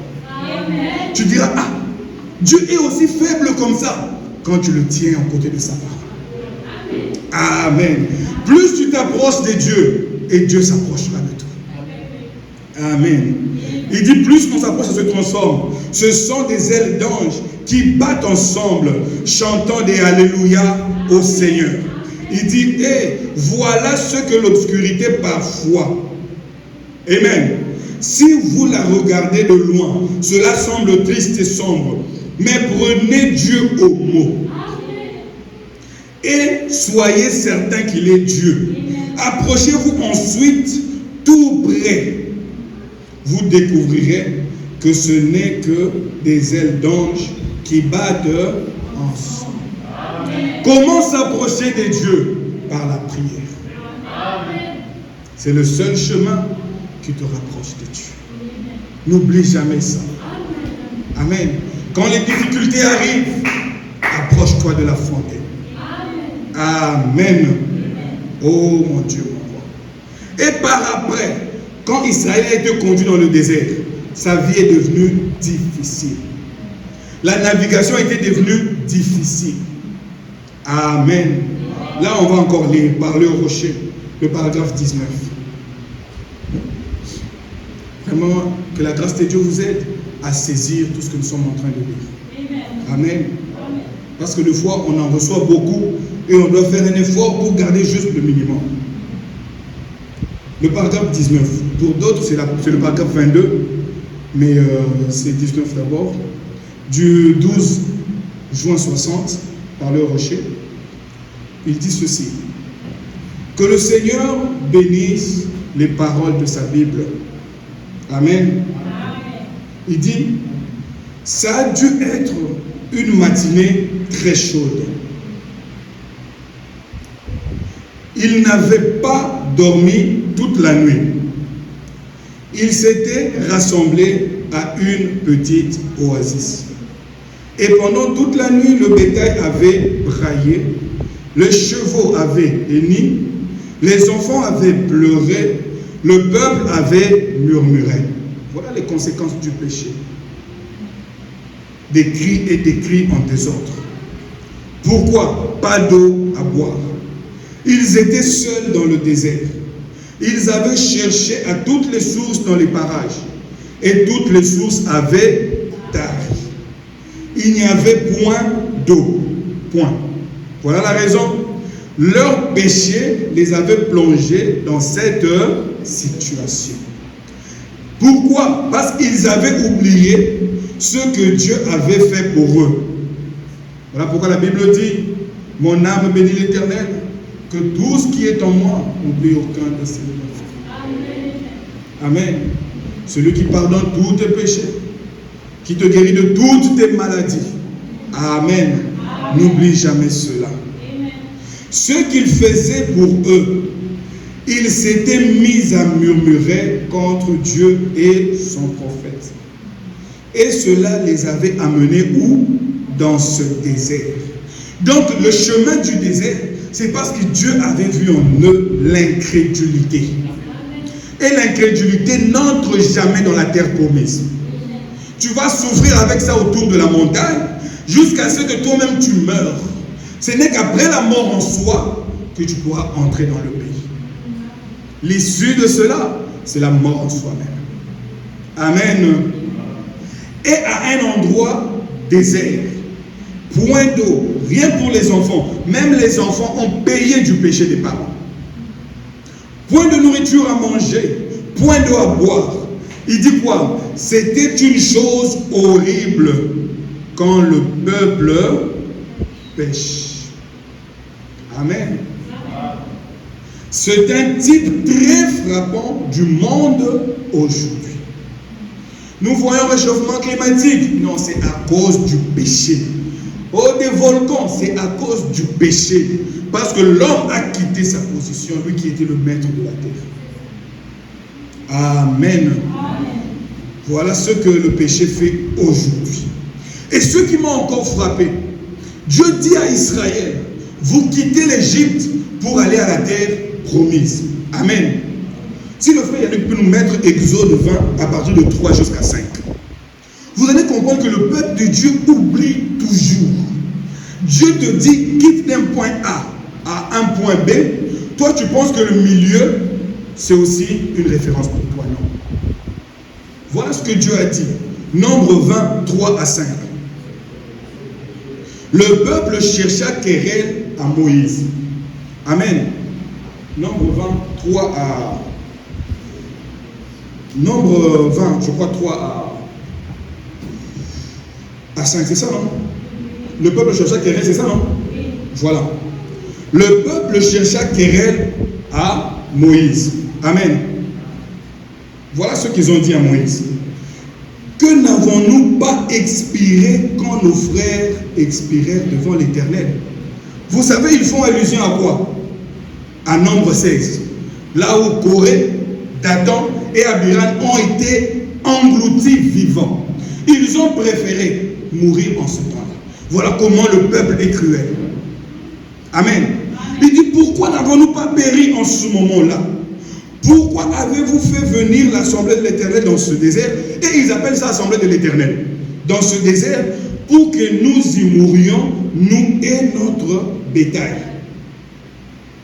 Pourquoi nous avez-vous fait monter hors d'Égypte pour nous amener dans ce méchant lieu?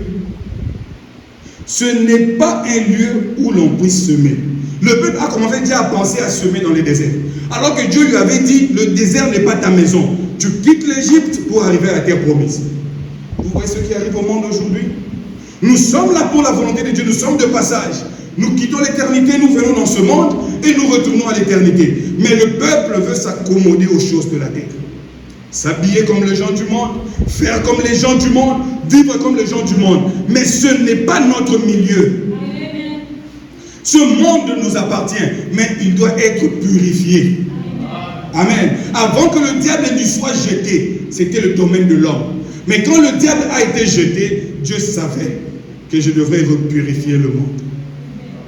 Mais le peuple a cherché un endroit où semer de la nourriture. Ça, c'est quelle catastrophe. Ce n'est pas un endroit où nous puissions semer. Il n'y a ni figuier, ni vigne, ni grenadier, ni eau à boire.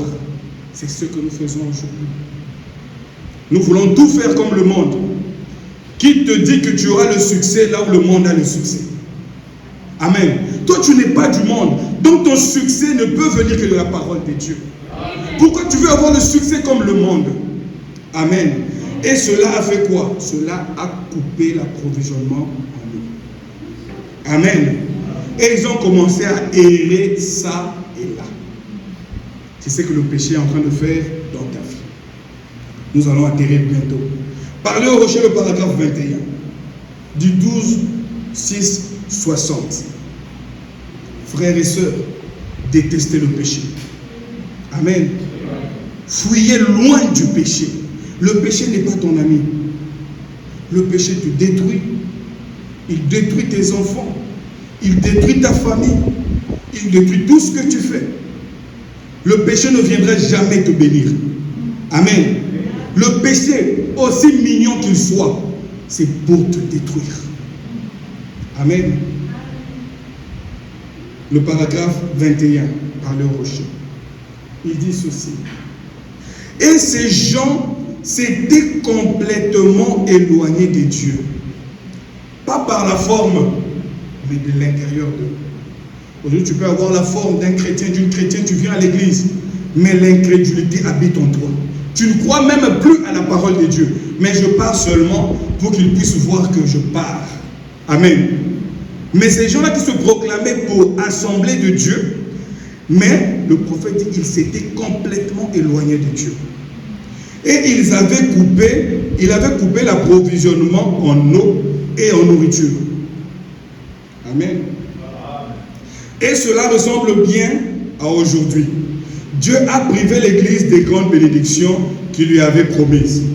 À savoir quoi? Qu'il serait avec eux.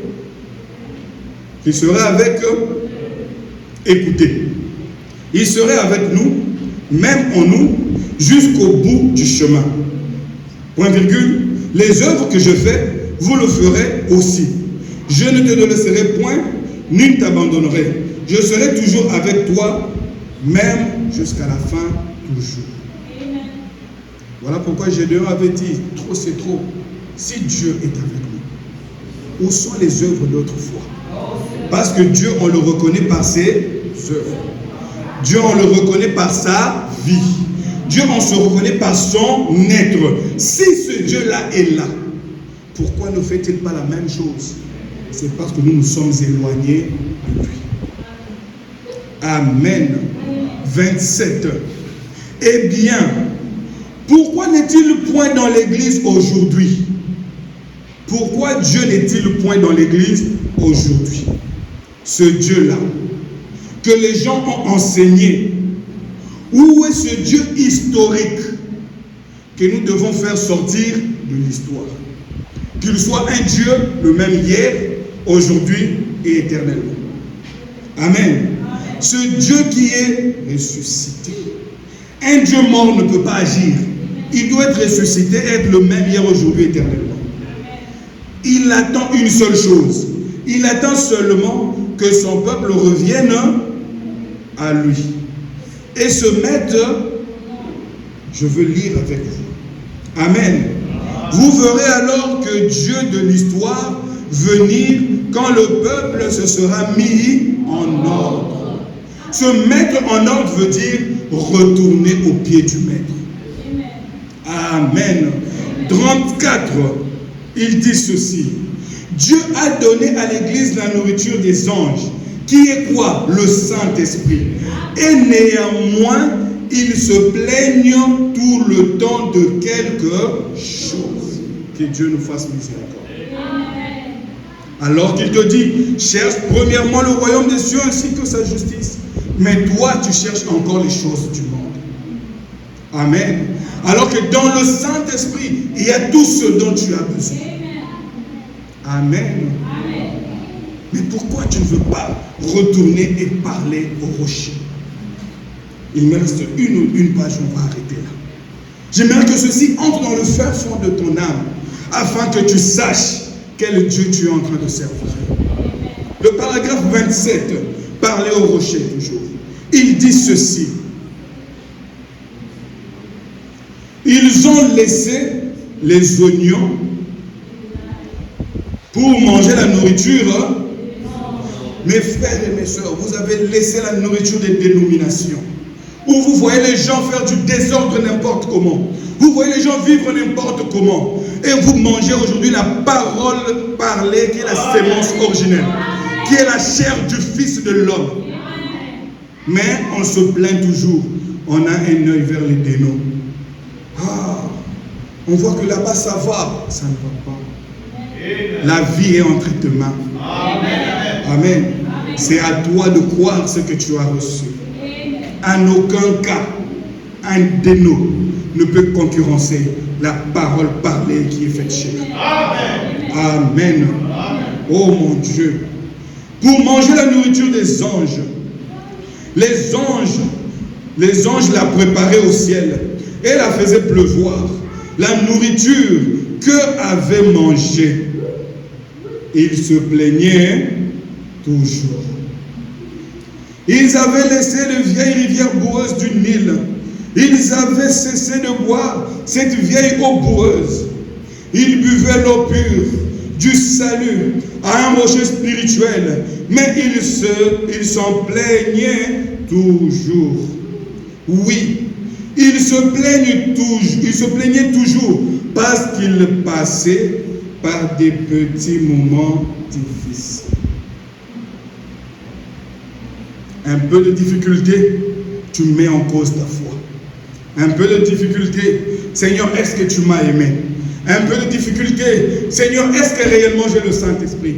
Un peu de difficulté. Seigneur, est-ce que tu m'aimes? Non. Son amour n'a pas de conditions. Même dans la tombe, son amour est là avec toi. Amen. Même dans le séjour de mort, son amour est avec toi. Même dans la maladie, son amour est avec toi. Même en prison, son amour est avec toi. À quoi tu veux comparer son amour? Son amour ne peut jamais être saisi par les choses du monde. Non. Amen. Oh mon Dieu. Des petits moments difficiles. Oh, cela.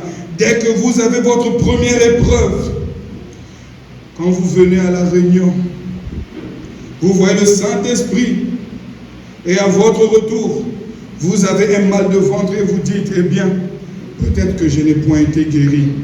Le prophète dit, honte à vous. Amen. Honte à vous.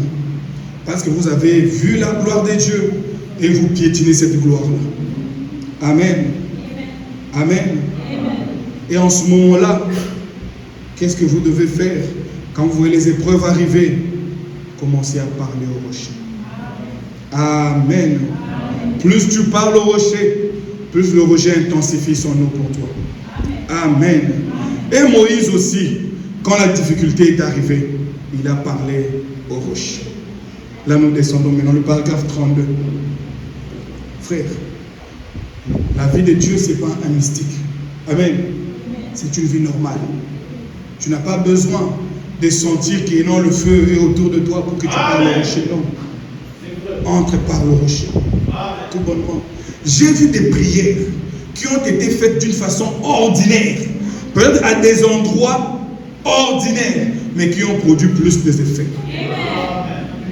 Tu es là, tu marches en route. Quelqu'un t'appelle, j'ai une requête. Tu prends ton téléphone. Bon, on va prier. Tu marches même les yeux ouverts. Oh Seigneur, mon frère a une requête. Accorde la solution maintenant. Au nom de Jésus. Amen. Tu raccroches. Et le lendemain, on te donne le témoignage. Amen. Parle au rocher. Il donnera de ses eaux. Dieu n'a pas donné les conditions pour parler au rocher. Il dit, toi, va seulement parler au rocher. Amen. Paragraphe 32. Il dit ceci. Oh, la seule chose qu'il vous faut faire aujourd'hui, et moi je dis maintenant, c'est exactement comme autrefois, c'est de parler au rocher. Peu importe si toutes les autres sources ont tari. Amen. Que tout le reste soit perdu et parti. La seule chose que nous devons faire, c'est toujours d'avancer et de parler au rocher.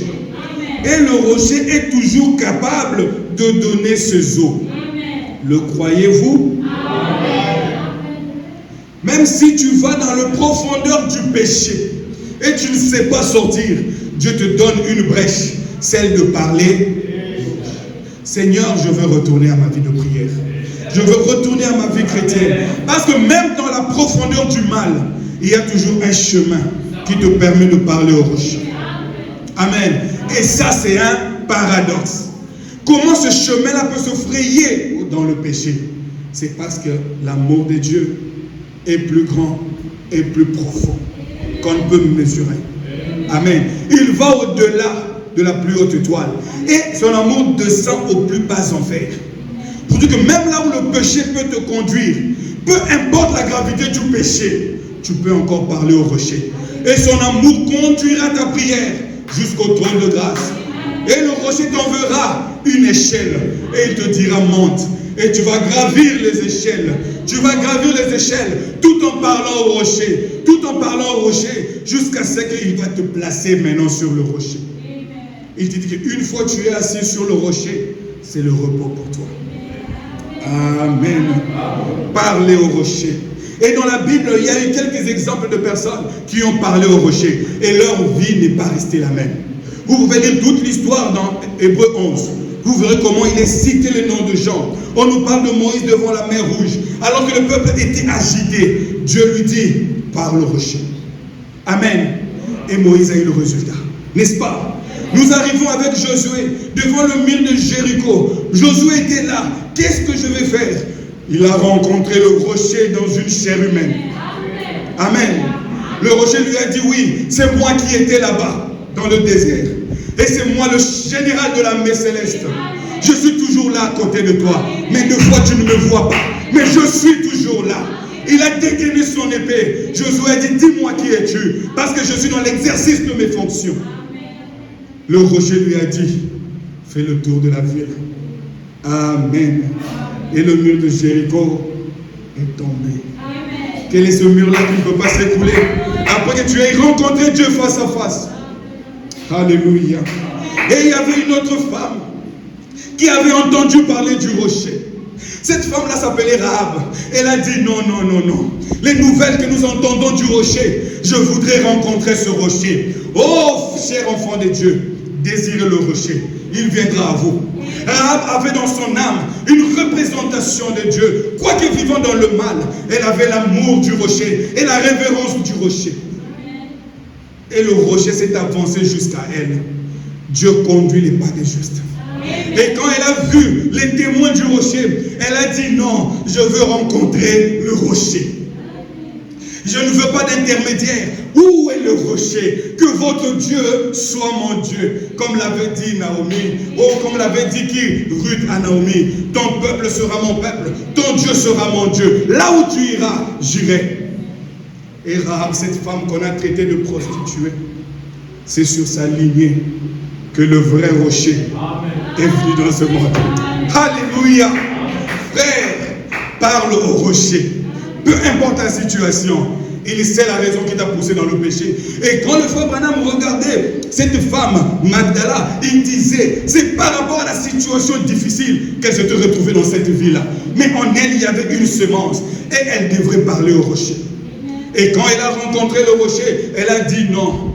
Le royaume des cieux est semblable à cet homme qui a trouvé un terrain où il y avait des richesses. Il va vendre tout ce qu'il a pour prendre ce champ-là. Elle a dit, je vais braver mon cri. Je vais tout braver. Je vais aller auprès du rocher. Et elle s'est faufilée un chemin. Elle est arrivée au pied du rocher. Elle s'est inclinée. La Bible dit, elle a parlé au rocher dans une langue inconnue. Personne n'entendait. C'était un silence. Son silence a parlé au rocher. Elle ne faisait que pleurer. Elle ne faisait que pleurer. Mais son cœur communiquait avec le rocher. Amen. Vous ne lirez jamais là où la Bible dit qu'elle a demandé pardon. Non. Il y a un Dieu qui sonde le cœur et connaît les pensées de l'esprit. Cette femme a pleuré. Et quand elle pleurait, les gens se moquaient d'elle.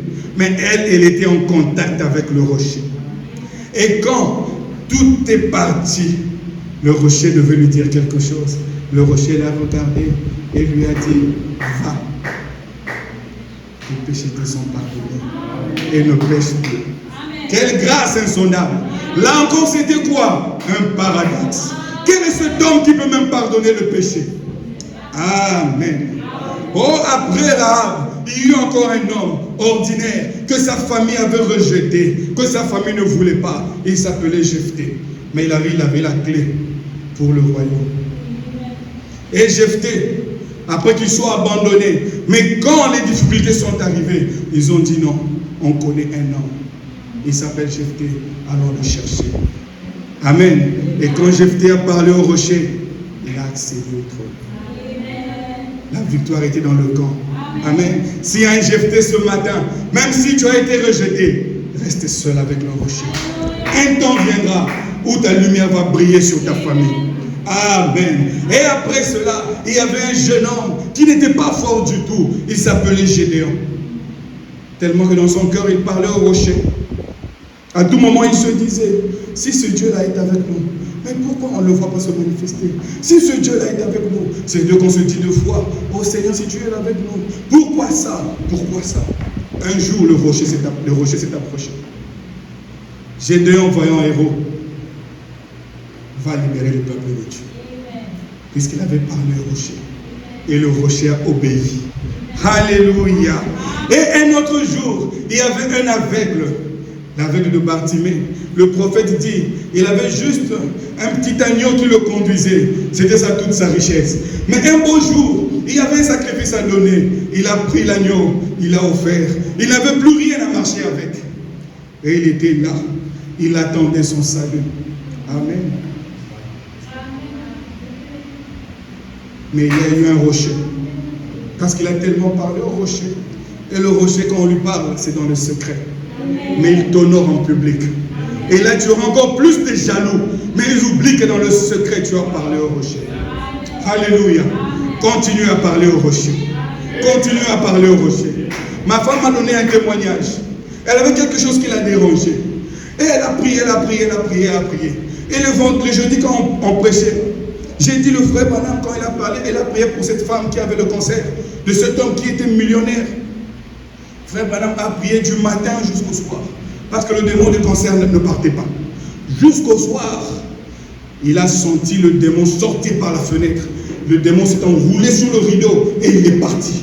Il a dit, ainsi dit le Seigneur, dans 3 jours, cette femme marchera et elle va faire ses courses dans la ville. Le médecin qui l'a traité dit que non, tu es un diseur de bonne aventure. Tu ne peux pas dire ça. Le frère, celui-là qu'on appelle encore qui? Le frère Chakarian lui a dit, toi depuis que tu es là, tu nous donnes toujours des fausses espoirs. Tu nous décourages toujours. Mais lui, l'homme de Dieu, nous a donné de l'espoir. On va croire en toi ou en lui. On croit qu'on va croire en lui. Et dans 3 jours, cette femme s'est levée. Et ce médecin est venu se faire baptiser et il est devenu prédicateur.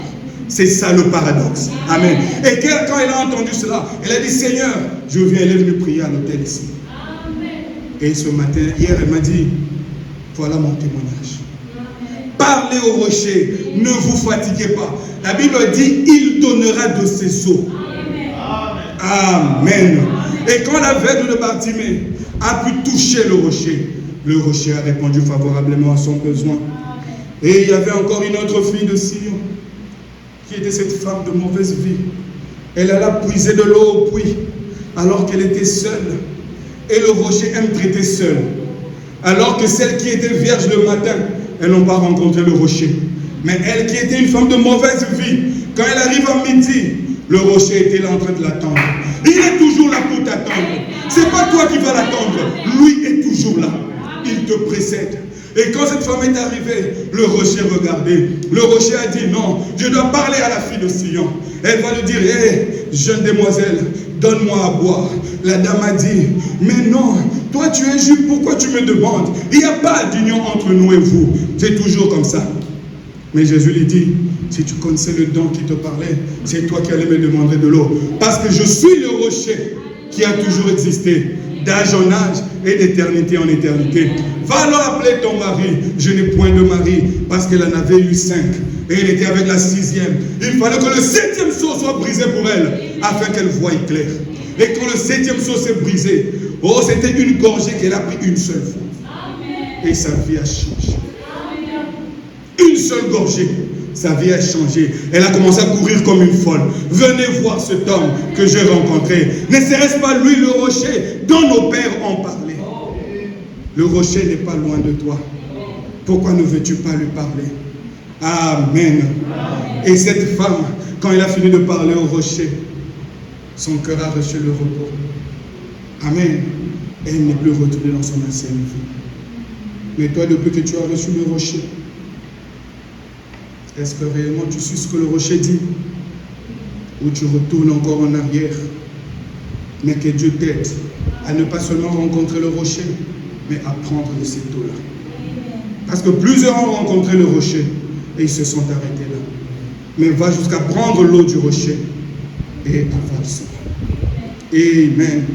Et il y avait une autre femme qui s'appelait Marthe. Elle a eu un frère mort. Quand le frère était malade, Marthe a parlé au rocher le matin. Le rocher n'a pas répondu. Et quand le frère a commencé à agoniser, c'était à midi. Elle a parlé au rocher. Le rocher n'a pas bougé. Arrivé au soir, le soleil de son frère s'est couché. Et ils sont allés le mettre dans la nuit de la tombe, vers minuit. Et ils ont oublié que le 4e jour, le soleil devait apparaître. Alléluia. Et arrivé au 4e jour, le soleil s'est levé. Et quand elle a appris que le soleil est arrivé, elle est partie à la rencontre du soleil. Elle a dit, oh rocher, je sais que si tu parles, mon frère vivra. Amen. Et elle a parlé au rocher. Le rocher a apporté la vie.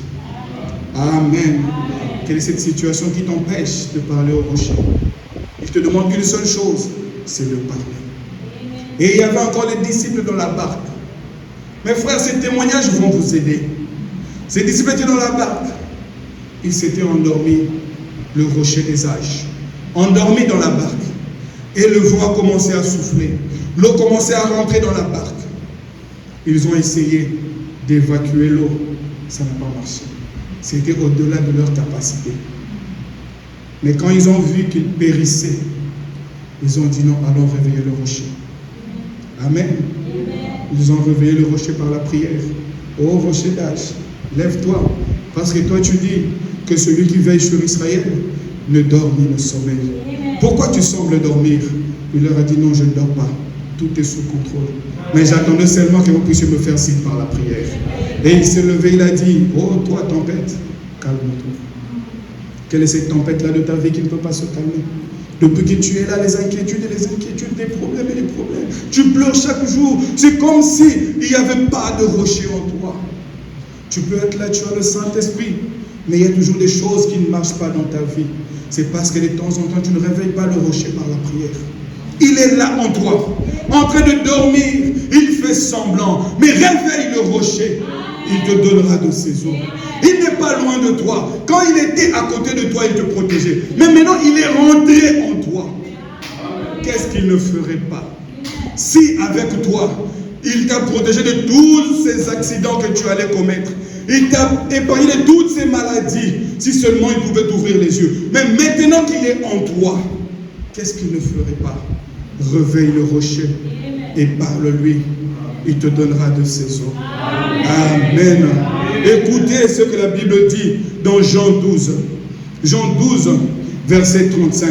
Profite de ce rocher. Il est encore là. Réveille-le. Il va éclairer ton chemin. Parce que le ténèbre couvre tellement la terre. Si le rocher ne se pas levé, tu ne sauras pas marcher. Verset Jean 12, 35. Il dit ceci. Que Dieu t'aide à comprendre. Jésus leur dit. Il leur dit quoi? Jésus leur dit. Qu'est-ce qu'il leur a dit?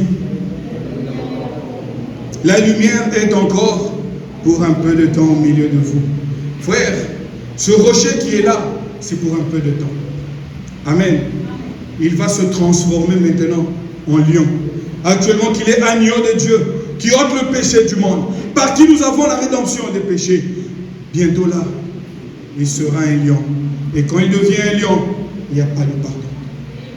Pourquoi veux-tu venir à lui trop tard? Parce que l'agneau seul est la lumière qui éclaire le monde. Si l'agneau n'était pas mort, on n'aurait pas même cette petite lumière. Il dit, alors que la lumière est encore au milieu de vous, marchez pendant que vous avez la lumière, afin que le ténèbre ne vous surprenne point. Celui qui marche dans le ténèbre ne sait où il va. Pendant que vous avez la lumière, croyez en la lumière. Tu ne peux pas marcher avec la lumière si premièrement tu ne crois pas en elle. Amen. Afin que vous soyez des enfants de... Pour que vous ne puissiez pas marcher dans les ténèbres. Comment la lumière peut se marier aux ténèbres? Ce n'est pas possible. Jésus dit ces choses, puis s'en alla et se cacha loin d'eux. Amen. La lumière de l'évangile est encore là, pour un peu de temps. Pour combien de jours, tu ne sais pas. La petite lumière qui te reste, vis dans la lumière. Amen. Amen. Et tu sais comment Satan t'a ravi. Satan a ravi ta joie. Il a ravi ta paix. Il a ravi ton intégrité. Il a ravi la sainteté. Il a ravi même l'amour de Dieu. Tu es là, tu deviens comme un astre errant. Il a tout ravi. Tu deviens comme si tu ne savais ni d'où tu venais, et où tu es, et où tu vas. Tu deviens vagabond, alors que tu devais être une princesse et un prince. Amen. Satan a tout ravi. Amen. Alors que nous sommes des aiglons qui devions voler dans les hauteurs, comme notre mère aigle. Mais nous sommes là dans une cage, enfermés par Satan. Il nous a tout pris. Pourquoi nous lui avons laissé faire? Mais il y a eu un homme qui est venu. Il a juste ôté la clé de la cage. Et il veut que tu sortes toi-même. Amen. Nous allons lire Dieu tient sa parole, le paragraphe 22. Tout en bas. On va aller rapidement. Parce que le prophète est en train de parler de l'aigle qu'il a vu dans une cage. C'était un aigle royal. Il était habitué à voler dans les hauteurs. Mais l'aigle était dans la cage. À chaque fois qu'il essayait de s'envoler, il cognait sa tête dans les barreaux et il tombait. Il y avait du sang partout. Il dit, écoutez à quoi il a pensé quand il a vu ça. Tout ce que vous voyez doit vous ramener dans le royaume des dieux. Si quelqu'un pouvait ramasser une cigarette, il voit cet écrit, le filtre d'un homme qui fume, le goût d'un homme. Il dit, oh non, c'est plutôt le filtre d'un homme qui réfléchit. Il va même prêcher une prédication. Amen. Il dit ceci, mais j'ai vu une scène plus triste que ça. Après qu'il ait vu l'aigle dans la cage, il dit, j'ai vu une scène plus triste que ça. Quand j'ai vu des fils, je dirais, et des filles de Dieu, enfermés là, dans des cages dénominationnelles, derrière les barrières et des isthmes, jusqu'à ce qu'ils se rendent compte qu'il y a en eux quelque chose qui veut bondir. Ils ont été créés pour être des fils de Dieu. Mais une super personne, le diable, les a liés dans des endroits tels qu'ils ne font qui roulaient la tête et se poser des questions. Il y a une fontaine quelque part. Oh, si je pouvais l'atteindre. Ça, c'est la scène la plus triste que j'ai jamais vue. Les hommes qui avaient été créés pour être des fils de Dieu et qui cependant ont laissé le diable les lier en dessous des privilèges que Dieu leur a donnés. Aujourd'hui, le diable t'a lié tellement, tu ne sais même plus comment glorifier le Seigneur. Et quand tu pries ces 2 petites minutes, tu es chrétien, oui, je suis chrétien. Non, tu vis en deçà de tes privilèges. Essaye de relever la tête. Regarde la mère aigle. Elle te dira, tu es libre, tu peux juste t'envoler. Et pour être en contact avec la mère aigle, c'est par la prière. Amen. Écoute ce que la mère aigle te dit.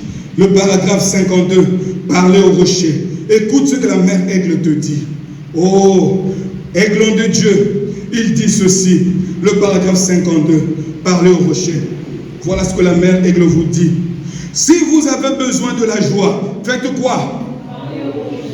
Si vous avez besoin du salut, faites quoi? Si vous avez besoin de la guérison divine, faites quoi? Et si vous avez besoin du Saint-Esprit, faites quoi? Et le rocher fera quoi? Et les eaux du salut. Si seulement vous parlez à qui? Pour tout ce dont vous avez besoin, faites quoi? 53, il continue. Le rocher est le même hier qu'il a toujours été. Il a toujours la vie éternelle. Il a toujours la paix éternelle. Il a toujours la joie ineffable et plein de gloire.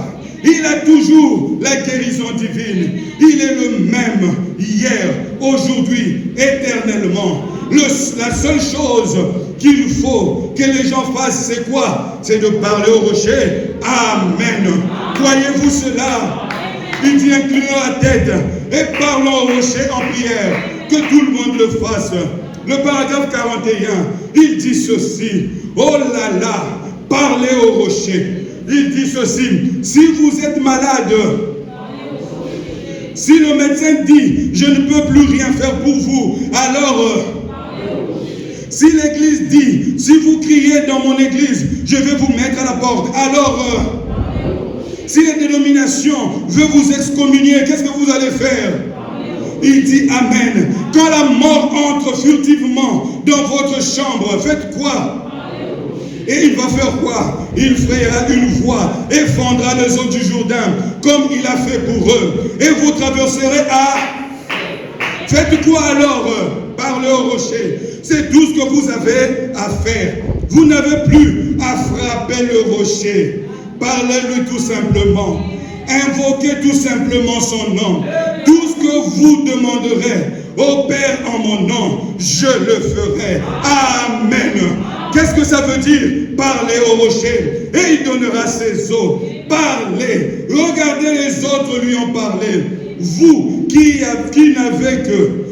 n'avez pas le Saint-Esprit, oh mon Dieu, regardez ceux qui l'ont parlé. Méthodistes, témoins de Jéhovah, baptistes et tous les autres. Faites quoi? Parlez au rocher. Le rocher ne fait exception de personne. Il ne tient pas compte de... Il est le même hier, aujourd'hui et éternellement. Il sera toujours le même rocher qui a promis de pouvoir à tout ce dont nous avons jusqu'à la terre. Alors, amen. Croyez à cela. Voilà ce qu'il dit pour terminer. 58 ans. Il dit ceci, c'est très important, parce que des fois vous ne savez pas à qui parler, des fois vous venez parler au pasteur, des fois vous parlez aux gens, mais écoutez ce que le prophète de l'âge dit, je ne suis pas le rocher.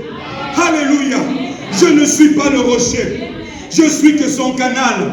Il doit passer par moi pour que vous puissiez lui parler.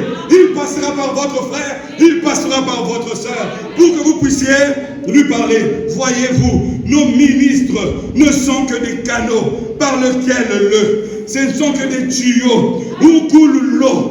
Nous ne sommes là que des serviteurs pour vous servir, mais nous vous conduisons au rocher pour que vous puissiez parler au rocher. Il dit donc, je ne pourrai pas guérir. Le tuyau ne vous donne pas à boire. Le tuyau par lequel ça passe ne donne pas à boire. Il ne fait qu'amener l'eau. Amen. Buvez à ce rocher frappé, qui a déjà été, vous ne lisez plus, qui a déjà été quoi? Vous êtes perdus. Le rocher a déjà été frappé. C'est l'autre slide. Le rocher a déjà été frappé. Moïse a frappé ce rocher avec la verge du jugement de Dieu. Donc quand Moïse a frappé le rocher s'est fondu. Amen. Pour que l'eau, le sang jaillissent de là. Pour que l'eau, l'huile et le miel jaillissent de là. Alléluia. Tu n'as plus besoin à frapper le rocher, à cogner la tête au rocher. Non. Tu ne vas plus aller au mur de lamentation. Tu ne vas plus aller je ne sais pas où. Tu ne vas plus aller quelque part. Mais va au rocher. Il est cette pierre-là qui ne t'abandonne jamais. Il a dit, Moïse a frappé le rocher. Oh mon Dieu. Frapper le rocher, Christ. Et quand Moïse a frappé le rocher, une fente se fit dans le rocher. Il y a toujours une fente dans ce rocher depuis ce temps-là. Et quand Christ a été frappé, il se fait une fente au rocher. Qui a cru à ce qui nous a été annoncé? Qui a reconnu les bras de l'Éternel? Car il s'est levé devant lui comme une faible plante, comme un rejeton qui sort d'une terre desséchée. Nous l'avons dédaigné. Nous n'avons fait de lui aucun cas. Cependant, c'est de nos souffrances, de nos douleurs qu'il s'est chargé. Il était quoi? Frappé de Dieu et humilié. Et quand il a été frappé, par ces meurtrissures, nous avons reçu la grâce. Nous avons reçu le salut qui est au-delà de tout, la vie éternelle. Oh, il dit dans ce rocher, ils ont trouvé du miel. Amen. Quand ils avaient faim, ils ont trouvé de l'eau. Quand ils avaient soif, car c'était un rocher frappé. Ce même rocher a de l'eau et du miel aujourd'hui. La vie en abondance, une joie ineffable, pleine de gloire, la guérison divine, la puissance de Dieu pour libérer l'homme du péché. Alors il dit, parlez à ce rocher et il donnera de ses eaux. Et il dit, qui veut parler au rocher? Quelle est la situation que tu veux que le rocher entende? Le pasteur ne peut pas te donner ce que le rocher te donne. Sinon tu t'accrocherais au pasteur. Mais va parler au rocher. Il connaît ton besoin. Parle au rocher. Nous allons tous nous lever et nous allons parler au rocher pour qu'il donne de ses eaux. Tu dois parler au rocher de tout ton cœur, de toute sincérité. Dis-lui ce dont tu as besoin. Ne lui cache rien. Toutefois, il voit déjà. Lève-toi, tu vas parler au rocher. Et nous allons chanter. Je vais parler au rocher, le rocher des âges. Je vais parler au rocher qu'il me donne ce sozo. Amen. Je veux parler au rocher.